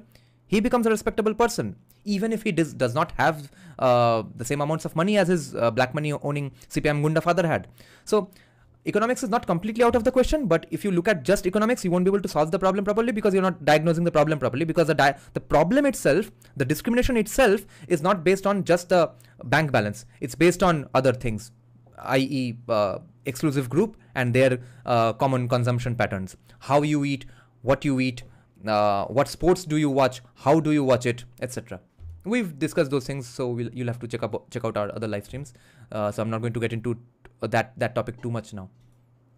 It's longer than necessary, and especially in the way that they stopped that labor-intensive manufacturing revolution that could have happened. You know, again, here's the Angus Madison chart. Look at where China takes off. India could have taken off before this, and we didn't. We had everything. We had the people who are our greatest strength, and we never did, and that kind of breaks my heart. But in all this, in the darkest moment, there is still hope, and I want you to talk about, you know, we all keep saying 91 with good reason, you know. The 91 reforms, incomplete as they were, you know, much as they left a lot to be desired, got hundreds of millions of people out of poverty.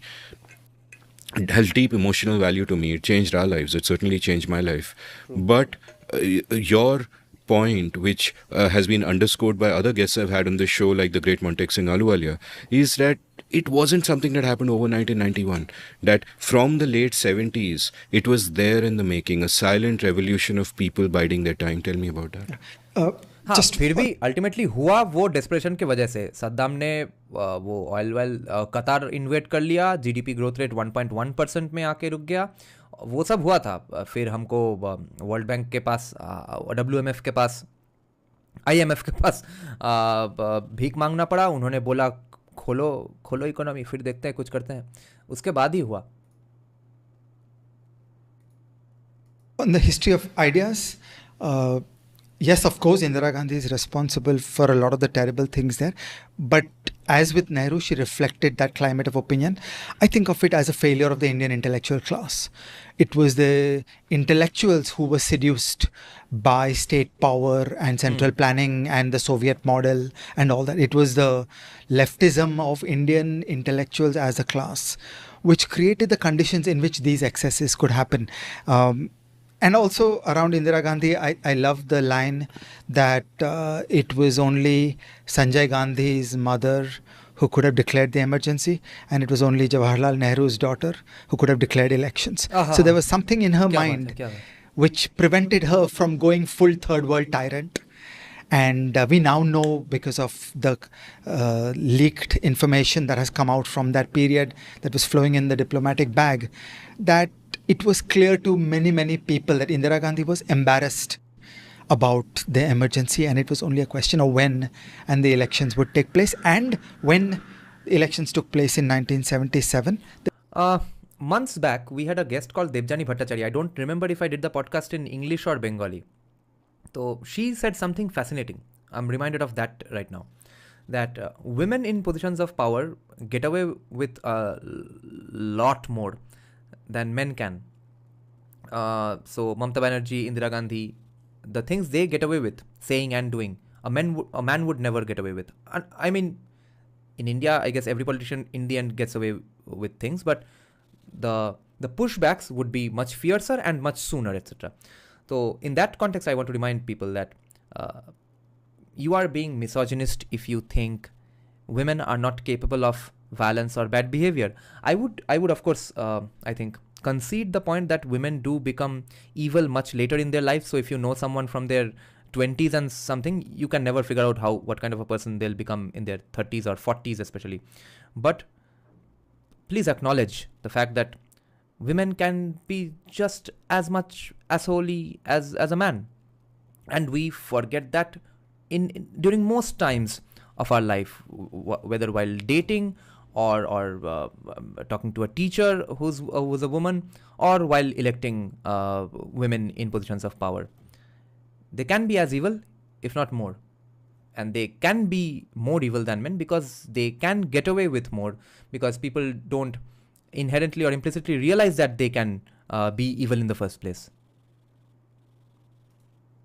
They were truly free and fair elections. There was no intimidation of opposition parties. There was no messing with election booths and so on. So we lucked out in that episode. Okay, we went to the brink of catastrophe. We also lucked out because back. She actually thought she would win the elections when she called them, and Sanjay Gandhi did not want her to call the elections. He wanted her to be dictator. It's a little more than that, and I think the best reading of history today is that Jawaharlal Nehru's daughter was just embarrassed at becoming one more third world tyrant. Okay, she was too good for that.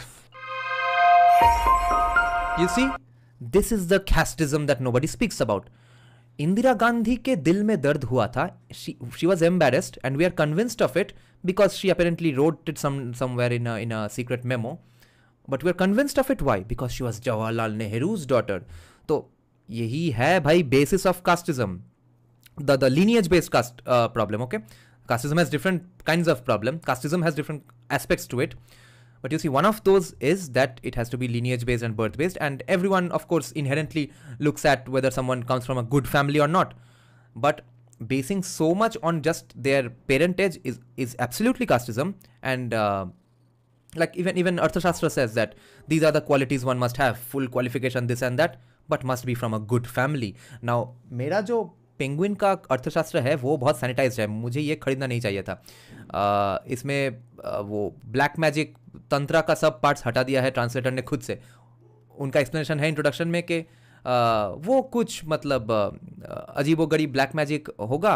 We are not exactly sure how much Chanakya believed in it. So fuck that shit. You don't have to know. I'm going to decide for you whether Tantra is really true or not. And I'm going to decide for you whether you must read it from or not. And whether you must know Chanakya followed it or not. What the fuck? Guess what the profession of that translator was? He wrote this after retiring from the Indian Foreign Service. A lifelong babu. But anyway, it's still the only Arthashastra I've read. But even there, Chanakya mentions the people, the bureaucrats must be from good families. Now, good family का मतलब क्या है? आर्या वार्या बोला होगा वहाँ पे, तो इन्होंने सैनिटाइज करके भाई गुड फैमिली बना दिया है उसको. But Arya also meant Brahmin families. And I guess it's kind of understandable that, might not be entirely understandable, but I guess Chanakya's argument would have been that if he's from a Brahmin or Amatya-like family, he probably knows that he's trade better. But if you are qualifying it with other qualifications, then why need a good family lineage again?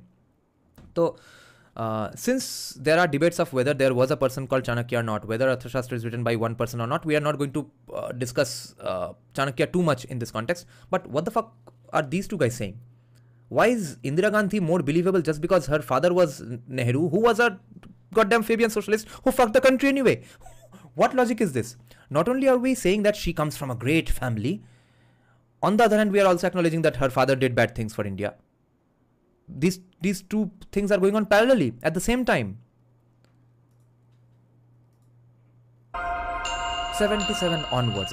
West then we Bengal's get to upward mobility शुरू हुआ जब से. 1977. So the Janata Party came to power, okay, and there were three great Gujaratis who became the most powerful people in the country. Morarji Desai was the Prime Minister, H.M. Patel was the Finance Minister, D.T. Lakdawala was the Deputy Chairman of the Planning Commission, okay, and they understood a sense about the way the 60s and the 70s had gone bad. These were not radical reformers, but these were people who had instinct around the working of markets. So remember, D.T. Lakdawala had always been in Bombay University. He was never part of the leftist ethos of Delhi and the great economics organizations of Delhi. H.M. Patel had grown up in the proximity of Amul and the cooperative movement and so on. It was maybe India's next intellectual revolution can happen far from Delhi and lonely Karjat. Yeah, so if the best ideas are always incubated far away. The further away you are from power, the more clearly you see. So these people started a gentle process of turning the ship. And there are very important staffing decisions which had to be done in order to bring in fresh ideas. And slowly the liberalization of the economy began. They would seem like small, trifling measures in some sense today, but in that age they were important. And I want to locate and this is kind of a good point. It's not really a complete point though, that good ideas do come up when they are farthest away from power, but those ideas become impactful and see the light of the day or get used and gain recognition only when they are close to power, unfortunately. Otherwise, Brazilian Jiu-Jitsu would have been a great idea even in Brazil. They had to come to USA. These around the words private sector confidence. Always and always and always. There is only one source of economic growth, and that is the private sector. And when the private sector feels good about the future, then the private sector responds by committing themselves to building firms. So the heart and soul of the story is always the hours per day that the leadership cadre of the private sector commits themselves to the project of building firms, to the extent to which their kids are committed to the same project, to the extent to which their money is being put back into the project. Okay, so the heart and soul of all Indian progress is a sense of optimism and trust in the eyes of the private sector. So the long night of the 62 to 77 period ended, and the private sector started cautiously trusting again and getting back into building businesses. And we started fucking our state right from then onwards. When rest of India decided, chalo thoda zyada ho gaya. There was a great dialogue in one movie by Satyajit Ray, a Feluda movie, his famous detective that he created, famous kids storybooks. So there was a dialogue. Lalmohan Ganguly, a comic character in the story, when a Rajasthani coolie in Jaipur asks him for some tips and stuff, he says, "Kafi ho gaya, jada ho gaya." So in 1977, the rest of the country decides, ये socialism वगैरह थोड़ा काफी हो गया, ज़्यादा हो गया, थोड़ा थोड़ा कम करते हैं. West Bengal decides, नहीं, हुआ ही नहीं. अब कहाँ शुरू किए? अब तो हम शुरू करेंगे. Real socialism has not been tried yet. अब हम करेंगे. And taking interest in improving their organizations. And that kicked off growth surprisingly quickly. 1979 is a date that is stuck in my head, because when you do the careful econometrics, the date at which growth acceleration is announced in the econometric work is 1979. So some things were begun in 77 and they rapidly had an impact, and in 1979 it was visible as an acceleration of GDP growth. And then Indira Gandhi came back to power, and she actually carried these ideas further. She didn't go back to her old style socialism. And then when Rajiv Gandhi became PM, again, he was a more modern person. He started pushing in many important directions. And so there was a sustained clarity around that period. Late in the 1980s, there was a big fiscal balance of payments disaster, which led up to the 91 program. Now, in the same period from 77 onwards, we also got a blossoming of Indian economic thinking. So I said that Nehru and Indira Gandhi and her period contained an intellectual landscape that was fundamentally leftist, that was basically inspired in a Marxian or a Soviet view of the world. That started changing in many important ways. Manmohan Singh's PhD thesis in 1964 was famously one of the first intellectual products which questioned export pessimism from India. At the time, people believed that because our skins are brown, we'll never be able to export. And Manmohan Singh was one of the early people to say, no, it's about incentives, it's about prices, it's about exchange rates. And it is possible for India to export and export well. And it is not something weird about India that this is infeasible. So a new set of ideas started bubbling in. For example, Monte Ahluwalia came to work for Rajiv Gandhi. Okay, these kinds of people carried new ideas. Of course, I've heard a lot about this period from Vijay Kelkar, who had come to work in the Planning Commission and at first had very leftist and communist views. But over the years, he also started questioning many of those things. And I've had the joy and the luxury of speaking with him in detail about his journey of ideas and about questioning the world. I think in that period, a lot of the Indian intellectual elite was just simply embarrassed by the success in East Asia. And again, you got to place this in perspective. In 1947, if there was a country where things were supposed to go well, it was India. Okay, this is the country. अब shame नाम का जो चीज़ है वो भी अब elites के पास नहीं है. पहले था कि देख रहे थे कि अरे साउथ ईस्ट एशिया में हम जा रहे हैं छुट्टी वुट्टियों में तो बढ़िया देश बना लिया है. अब तो सब कुछ के लिए यूएसए जाएंगे भी, बच्चों को भेजेंगे भी, फिर भी कौमी ही रहेंगे. खुद पीएचडी करने के लिए भी यूएसए जाएंगे, खुद यूएसए में नौकरी भी करेंगे. But USA is bad for doing slavery, which is getting workers without their consent. USA is bad for incentivizing workers to come to USA and work. And it's also bad for now saying that they don't want more immigrants. Even if it's legally, they're going to let's say, dial down. They have given hints. All three of it is bad. Because the main, I think, basis for leftist politics and leftist thinking is just plain and simple complaining. Diagnose a problem, crib about it, end of story. Of Gandhiji and Tagore and Ramanujan and Nehru and just, outrageously great people. So nowhere else amongst poor countries did you have that kind of intellectual capital. Did you have that kind of proud... And you see, none of that intellectual capital happened because of our socialism. All that intellectual capital happened because of the prosperity brought about in Kolkata or Maharashtra because of the East India Company or the British government in general. Elite that could actually plug into this global state-of-the-art knowledge and do a rapid catch-up to British levels of per capita GDP. If there was a place to do it, it was India. And it was deeply embarrassing for the Indian elite that actually East Asia ran ahead of... The problem is, जिन लोगों को लगता है कि casteism is because of Hinduism, that's the same kind of thinking that trapped Bengalis into thinking that अब हमारे है Rabindranath Bankim विवेकानंदो. Therefore, you see, I think there must be something in that bullshit fish that we eat, or in that mishti doi, which sends intellect down our veins like this, and it goes up in the brain, and we go through a shock and become intellectual all of a sudden. Our intellect happened because Kolkata was the financial capital of the country. It was the capital of the country. If Chapra had become the place where all the British people decided to go, that's where the Rabindranath Pandey would happen. No, make no mistakes about that. No race is inherently dumb or intelligent. Everything comes down to the economics of that region. In the same way, casteism happened everywhere. Status-based discrimination happened everywhere. It lived on in India in the garb of caste. And people still keep it alive with their cosplay and fancy dress competitions because of state incentivization. Because you get political benefits out of it in your mofussil town and village. You don't play your caste card in the city much. You don't get to play it even if you want to. Maybe you'll play it one more generation. Your kids are not going to follow your caste. India. And I think they got slapped in the face, and the better amongst them started asking first principles questions that, this ain't working. I want to emphasize Arun Shuri in this process. Arun Shuri does not get enough recognition.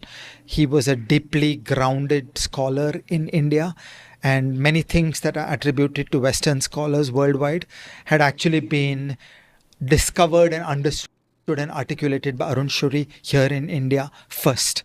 And so these kinds of people really understood the venality and failure of the Indian socialist project of building agencies that will terrorize people and put people in jail and take bribes and all that.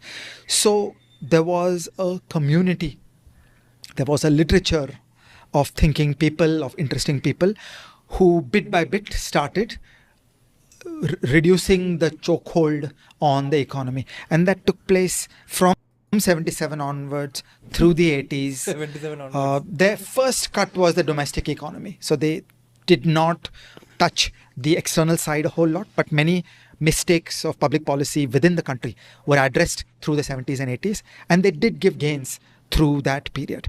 And then the big thing that changed with 91 was reducing tariff barriers and improving the convertibility on the current account and a little bit of openness on the capital account. So all these things, they built on each other. Whenever we see grand social phenomena, it will never happen that there's a one-shot event or one single explanation.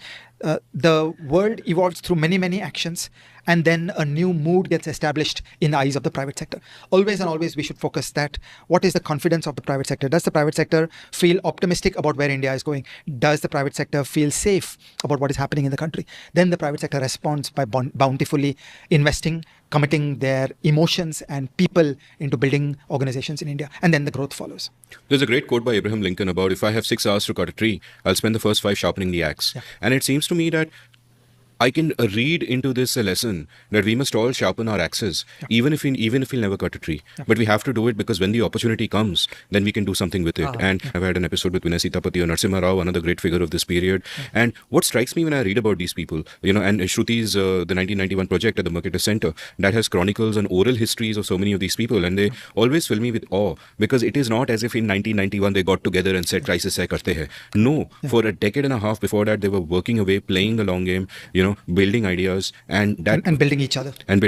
And that's... So I want to show 2 periods which are really inspiring. AK Brahmo, good question. I think if you don't compare it with other countries, then it can be called prosperous. But even then there might be an issue of not really competing with the rest of the world and stuff.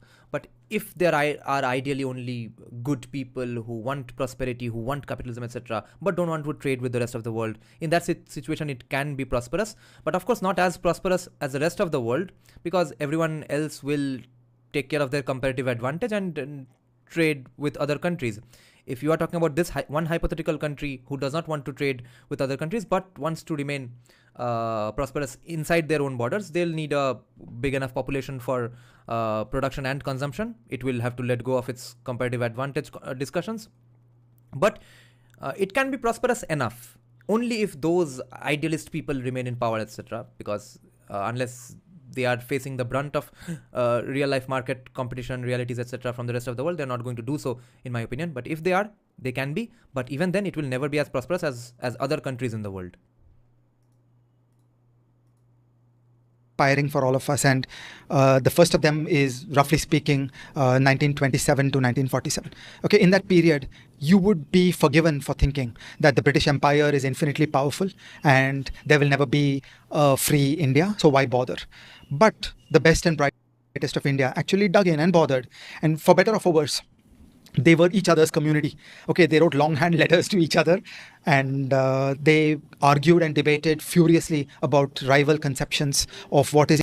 Maybe racism fucked India. Everyone refused to listen to those intellectuals. They only refused to Bengal intellectuals based on the sort of culture and based on the social capital that Bengalis had gathered in the entire country. They were the only ones, I guess, getting respect. So the Bengali commies convinced everyone that no, since we are Bengalis and we are commies, therefore being commie is a better idea.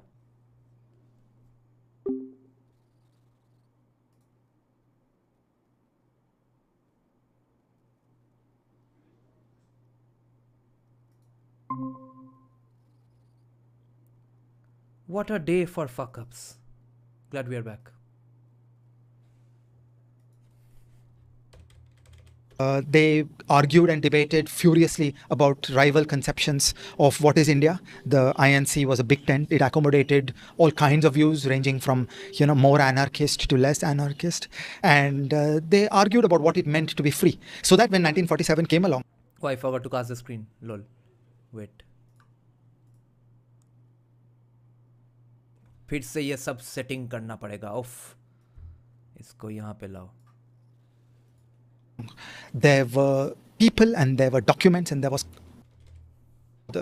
but the best and brightest of India actually dug in and bothered, and for better or for worse, they were each other's community.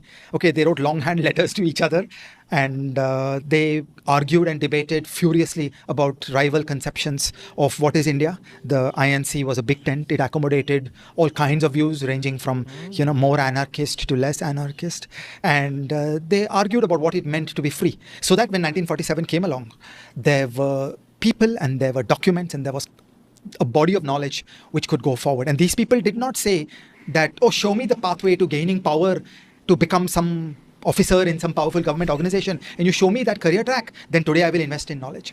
Okay, and that's like a very narrow and selfish view of each person's place in society. And if I may say so, just as we should remember those who fought that fight, we should also remember those who did not. Yes, the vast majority, the mainstream, were just the appeasers. They collaborated with the British, and we should respect and admire the people who were willing to sign on to such journeys. Exactly the same story played out 1962 to 1977. I was born in 1966, and I have extensively had the opportunity to talk about this period with my elders, and this is the same story. Of course, there was despondence. There were many people who gave up and left the country. Okay, and every person had to make that call that, do you want to commit your life to this country? Do you want to commit your life to the project of studying this country? And there was no hope in sight. You never knew when the nightmare was going to end. And in fact, it looked like year after year, the nightmare just got worse. Okay, from the 62 war to another 65 war to 2 consecutive droughts to... And that's when Vivek's parents left, and thank God they did, which is why today we have something called Vivek Ramaswamy to look up to. Bank nationalization to double-digit inflation, the JP Andolan, the emergency. It just seemed to get worse and worse. For a good, decent, upstanding participant of the Indian freedom movement, it was just grotesque seeing the rise of the populist nationalist Indira Gandhi. It was just grotesque seeing the freedoms being stripped away. But the point is, the best of us chose to dig in, to stay, to build knowledge and to build community. And it was done in a non-purposive way. Manmohan Singh did not return to India after his PhD in 1964 with the promise that you will one day become a finance minister or you will one day become a prime minister. He had no idea. Nobody would have bet on 1,000,000 to 1 odds that this was going to happen. And Just, अच्छा, तो 1991 liberalisation का credit सिर्फ मनमोहन सिंह को या नरसिम्हा राव को जाता है ऐसा नहीं है. ये उन सब वो इंटेलेक्चुअल्स को जाता है जिन्होंने इंडिया छोड़ा नहीं, अपने देश से प्रेम किया. मगर उनका सब प्रेम, सब सैक्रिफाइस, सब डिस्कोर्स तब काम आया जब डंडे पड़े IMF से. तो भाई डिस्कोर्स इन्होंने नहीं अफेक्ट किया. Advised his young mentee Montek Singh Ahluwalia, why don't you come back with me and work for the country? Yeah. And Montek leaves the World Bank and he comes back to do that. Yeah. He had and no by the way, idea the same with Manmohan Singh and Kelkar. They met in a corridor at a conference in Kathmandu. And basically in the conversation, Manmohan Singh said something to Kelkar like, so you will come and work for us, won't you? And Kelkar just felt obliged to say, yes, sir, I will. And Kelkar had packed his bags and was back in India. So these were the people who had no promise of power or success. And for all you knew, the Indian project was going to crash. I have an anecdote here for our viewers about Vijay Kelkar, your co-author. Great book, In Service of the Republic. In fact, the book is In Service of the Republic. And when you guys recorded with me, if you remember that we were recording in a studio in Khar and there was a break and Mr. Kelkar went to the toilet, and when he came back, he pointed his finger at me and he said, Amit, I want to give you one piece of advice. So I thought, okay, some great piece of wisdom is going to come at me. And I said, yes, sir, tell me. So he said, every time you pass a toilet, enter it. So that is, the wise passing on their wisdom to younger folks. So in similar fashion, I feel that people should not ask for fate to step out of the page of history and shake your hand. People should just be quiet and dig in and work hard. And you have no right to ask for any reward. But it is our job to build knowledge and build community. And we have no telling which way the world will go. And the 91 reforms ISS. are both remarkable in what we managed to get done, also deeply sad in what we didn't manage to get to. We didn't get done. We didn't reform factor markets. Agriculture was left, etc., etc. We've spoken about that at length actually in our episode of the Seen and the Unseen. So I'll just point people to that. We've almost been talking for an hour now, and I want to ask you about the next aspect, the next phase of our history. We have always been lamenting that, okay, from 91 to 2011, we had a golden period where everything kind of went right. And we have since then what Pooja Mehra calls a lost decade. I've had an episode with Pooja on this. You've spoken about this to me a lot. And once again, it's not as if, 2011 is where you see the economy go kind of down, but it's really 2008 that process sort of started. And just to kind of summarize, after independence, we had sort of the Hindu rate of growth at 5% for the longest time, but better than what came before. 2008 to 2018 is the last decade when Sandeep Sanyal was cleaning up the banks, when people were not taking loans for just the GDP's sake. People were being held accountable. Capitalists were being held accountable, at the same time were being encouraged to become capitalists.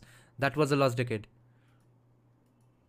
And then 79 onwards, as you point out, in econometric terms, you see a jump, and it goes from 5 to 5.5, and then 91, 7.5 upwards and onwards. And since 2011, we've kind of been not doing so well. So tell me a little bit about two aspects of this. Why did we stop doing well? Did we take reforms for granted, and did we not realize that this has to be a continuous process and not just ad hoc policies here and there? And also, is there such an intellectual community still today which is still fighting the good fight? It's important to psychoanalyze what happened in the 91 to हम 2011 intellectual community नहीं है, हम थोड़ा troller community है, मगर हम है इस फाइट में. चलो और संख्या बढ़ाओ, उत्सव की तैयारी करो. period. The Indian state was far from fixed. There were many, many things wrong with the working of the state. What I think the early years did was to tell the private sector story that, yeah, things are really bad, but you know what? They're going to get better. That there are people running the place that know what to do, and we've got our shit together in terms of the work process, and year after year we'll make progress, and there is a direction in reforms. So the private sector was willing to suspend its disbelief and take the leap, saying, yeah, I know many things are deeply broken, but we're getting better, and we trust that there is a crew which will make things better. Okay, that was one part to it. The other part is something about the growth project and the social contract between the elite that is required to make any country work. In every country, there are four kinds of elite. There is the state, the political and the bureaucratic elite. There is a business elite. There is the intellectual elite. And then there is a cultural elite. These four elites interact with each other. And these four elites need to have a bargain, a compact, a social contract. The social contract in India in that period could be described as saying that... four elites. Four. That number is interesting. Reminds us of some things. The private sector was encouraged and comfortable and confident to go forth and invest, to go forth and build and take risks. And every now and then something would go wrong vis-a-vis the Indian state. Because remember, the Indian state was not fixed. Large chunks of nonsense littered the landscape in terms of the working of the Indian state. And every private person was going to hit landmines sometime or the other. What the elite compact gave was the optimism that, yeah, every now and then things will go wrong, but I will have the ability to file a bug report, and I will have the ability to find some recourse. So when things went wrong, you got an audience. There were people who would listen to what went wrong, and oftentimes they would solve it. There was an element of corruption in the way these things worked. But the bottom line is the private sector was not shown an impassive, cruel, and expropriatory state. It was shown medium optimism that, yeah, every now and then you will hit a landmine, but many of the times those landmines will get fixed. And remember, in the backdrop, some reforms process is going on, and there are really cool people who are the leadership of the economists and the officials and the politicians who get this shit. So when I was in the Ministry of Finance, we understood this very well. In the DEA, the Department of Economic Affairs of that age, every joint secretary would go out and do 2 conference speeches every week. Because part of the story was showing a capability, was showing a thought process. The private sector needed to see the kind of people they would respect. And they needed to see a vision, they needed to see a strategy. And when the private sector would see all that, they would feel confident and they would invest. And what went wrong over the 91 to 2011 period was that increasingly the deeds were inadequate compared to the words. And it became increasingly clear that there was a venal, expropriative, interfering state which was actually creeping and enhancing its powers. Okay, so one by one, horrible laws kept coming in. New kinds of powers were taken up by state agencies. Central planning got worse, not better. And like I say to you, my summary statistic is that there was less freedom in 2010 than there was in 2000. and there was less freedom in 2020 than there was in 2010. And that Now, अब remember, हर वक्त Indian elites का जब कोई ना कोई policy idea ideology काम नहीं आता है, पहले बोलते हैं कि ये तो मेरा इतना जो प्रेम है भारतीयों के लिए, उसीलिए मैं ये कर रहा हूँ. The moment that idea gets rejected और it doesn't work and doesn't lead to good things in the country, then they say that, you see, Indians in general are so dumb or bad or evil. That's why my idea didn't work. So, after that initial optimism about India's prosperity, when again Babudam, or let's say Babu's corruption affects all these things that he's talking about, all these things he just mentioned, the problems, all of that was because of the corruption of Babu's. Then people start saying in that ecosystem that, you see, Indians are so corrupt, that's why it's happening that way. Meanwhile, they didn't remove the disincentives for being a corrupt person, or the incentives for being a corrupt person. They still remained. You didn't disincentivize corruption, तो वो corrupt क्यों नहीं बनेगा? वो अच्छा हिंदू है.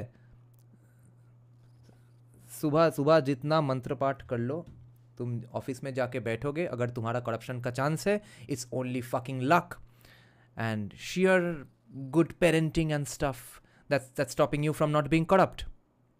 And we as a citizen of the country can't hope for you having good parenting or having some nice morals and stuff. उससे नहीं होगा. हमको ऐसे incentive structures चाहिए जिससे कि you benefit from not being corrupt. half the time तो ऐसा होता है कि you benefit out of being corrupt. Instead you face so much problems in your profession if you are not corrupt as corrupt as the other guy. whole magic of private sector optimism was disrupted, and hence growth decayed. Now, in terms of a community of knowledge, are we building a new world of that knowledge? I'm cautiously optimistic that in some fundamental ways, the community that worked on 1991 to 2011 had weak knowledge of the first principles. So if you think about state capacity, public administration, law, freedom, market failure, regulation, some of the basic knowledge of that world was weak. So Kelkar and I wrote that book, first edition 2019, second edition 2022, reflecting the fact that a lot of those things that I think we today in the intellectual community take as solved were not known in 2010. So in that sense, there was a significant knowledge barrier there. A lot of good knowledge has been built. But on the other hand, incentive structures were not known. The working of government is just at a different plane altogether. And we never know when some of the lines will be connected up once again.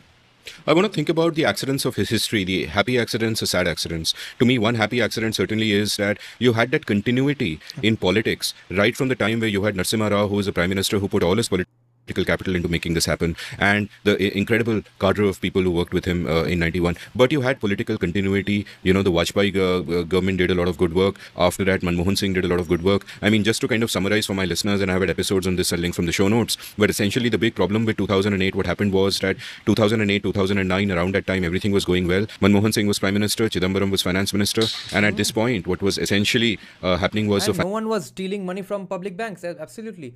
So Abhay Singh, he has a comment on this unruly nature of people in India. Before he comments, let me make the point myself. People are unruly because you can get away with not following rules. Because you can bribe a fucking babu or the policeman and get away with it. Law and order is not enforced. Law and order is enforced only when you don't have connections. And law and order is also not enforced because you can get your caste people to come and do halla in front of the police station. And that can happen because casteism doesn't go away unless there is free market capitalism in that area. Free market capitalism can't happen because again the babus are preventing it, or when it does happen, union bazi is going to fuck the country out of that place. Endless cycle.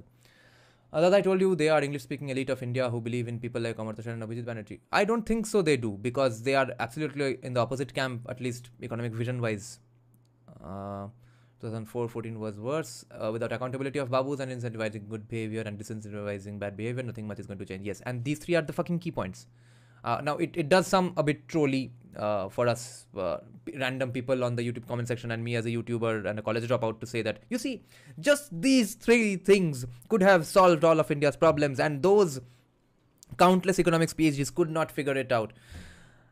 There might be other things at play, but I don't see what the fuck. and they are not bringing up the incentivizing part anyway. So we'll have to stick to our guns here, which is incentivize good behavior and disincentivize bad behavior.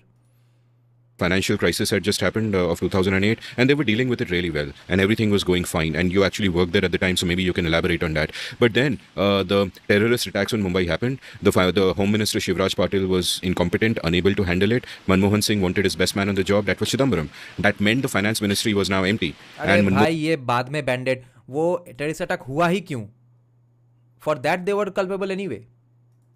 Manmohan Singh would have stepped into that for the longest time until Chidambaram came back. Except that he had to go in for an operation that January, if I remember. And Sonia Gandhi got Pranab Mukherjee into that post. And Pranab Mukherjee was a disaster. He was a socialist thinker from the Indira 70s. I think I must do a poll in my community tab. Which Bengali has fucked India's economy harder? Prashanto Mahalanobish or Pranab Mukherjee? Comments, show of hands, guys. Vote here. Who was worse for India? And everything he thought and knew about economics was completely wrong, and he had a free hand because he had Sonia's backing, and the economy gradually went to hell. A lot of the shit that happened then, like retrospective taxation and so on, were all Pranab's doing, to the point that circa 2013 people realized that this man is really going to take us down, and they got him kicked him upstairs to the presidency. Chidambaram comes back. Chidambaram tries his best for a while, then 2014 the government changes, and the Jaitley ministry actually shows continuing. बढ़िया काम किया है, इतना बढ़िया जो retrospective taxation का idea बनाया है, आहा, इसके लिए आपको इंसेंटिवाइज किया जाता है. आप जाइए प्रेसिडेंसी में, अब आपका सब सैलरी वैलरी तो आपका था ही, वैसे ही भी सब कुछ फ्री ही था, वो सब और थोड़ा ज़्यादा सैलरी लीजिए और थोड़ा फ्री चीज़ें आप भी लीजिए. And again, you have that same golden continuity where they carry on those policies for a while, but then politics takes over in 2015 onwards, everything goes to hell. Let's not elaborate on that. But this is kind of the summary that I have. And you are actually... But I want to dig deeper into it. So yes, of course, it's dumb luck. There was a terrorist attack which had enormous consequences for India in precisely the ways that you described. Yes, and it's just dumb luck that such terrorist attacks don't happen anymore. It's just dumb luck, guys. You see, intelligence had nothing to do with it. I find that a deeply dissatisfying solution because there will always be good and bad luck. So I have mulled over this period and I will tell a different story. The story I will tell... after all, he's just from a different generation. I remember Saurav Ganguly saying this. When those Sri Lankan players got shot in Pakistan, Saurav Ganguly said that you can't really avoid these things, Terrorism है, होगा ही हमेशा. थोड़े cricketers गोली खाएंगे, कुछ लोग वैसे कभी कभी मरेंगे स्टेशंस में, ऐसा होते ही रहता है, क्या करे. Before Narendra Modi, no one realized that yes, we can think of a country where terrorist attacks don't happen anymore. You can nub the fuck out of people in their asses and nip the fucking buds. Tell is that there was low intellectual capacity in the work of the reforms after 1991, so that the fundamental machinery of government was intact. Freedom had not gone up. The laws were still oppressive. In fact, the laws of 2008-9, at the period that we are describing, were more oppressive than the laws of 1991.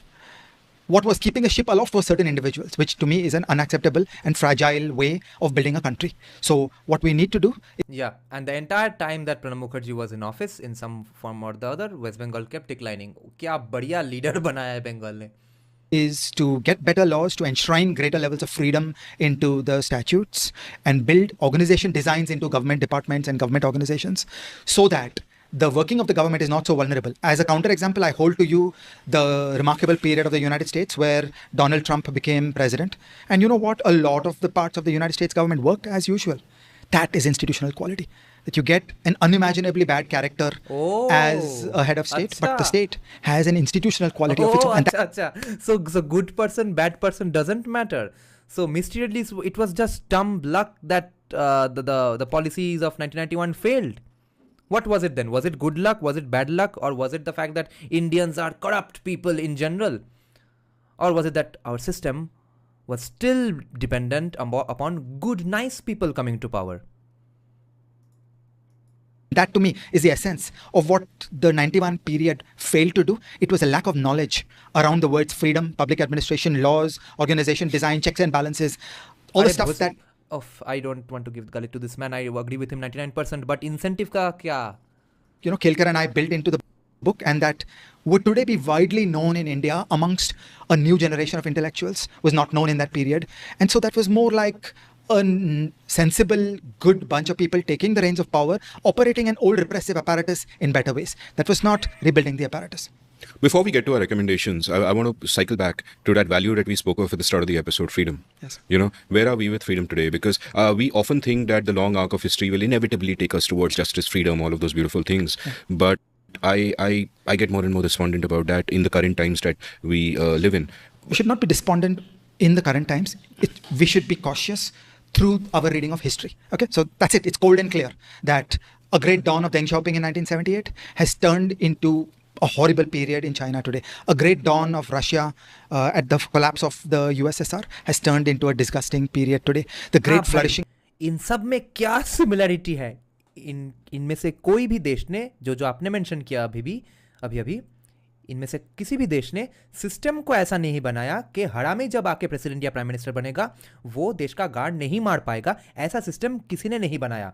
इन सब लोगों ने depend किया, just like India today does, depends on the goodwill and morals of the current sitting prime minister, which is something you pointed out USA didn't do.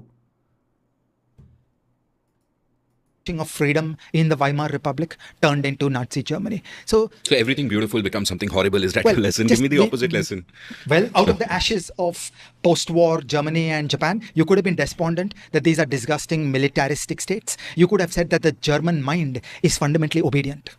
Okay, so that Germany can never achieve democracy because they will just obey any strong man. You could have said all those things about Germany. You could have said that the Japanese people are imperialistic, militaristic. But look at what beautiful countries have come out of these two. Indeed. So we should not take things for granted, and we should never lull ourselves to the dangers and the pitfalls. That said, it is our job to be thinkers, to keep talking, to keep thinking, to keep understanding. And the world is a rich and wonderful place, and progress can always happen.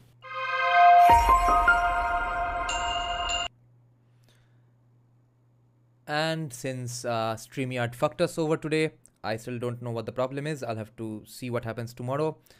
So we are from Google Meet. I can't do intro and outro music, unfortunately. So thank you for joining the live stream, guys. Good night. It was a very fun conversation, very enlightening, and a brilliant discussion in the comment section. Bye-bye, guys. Good night.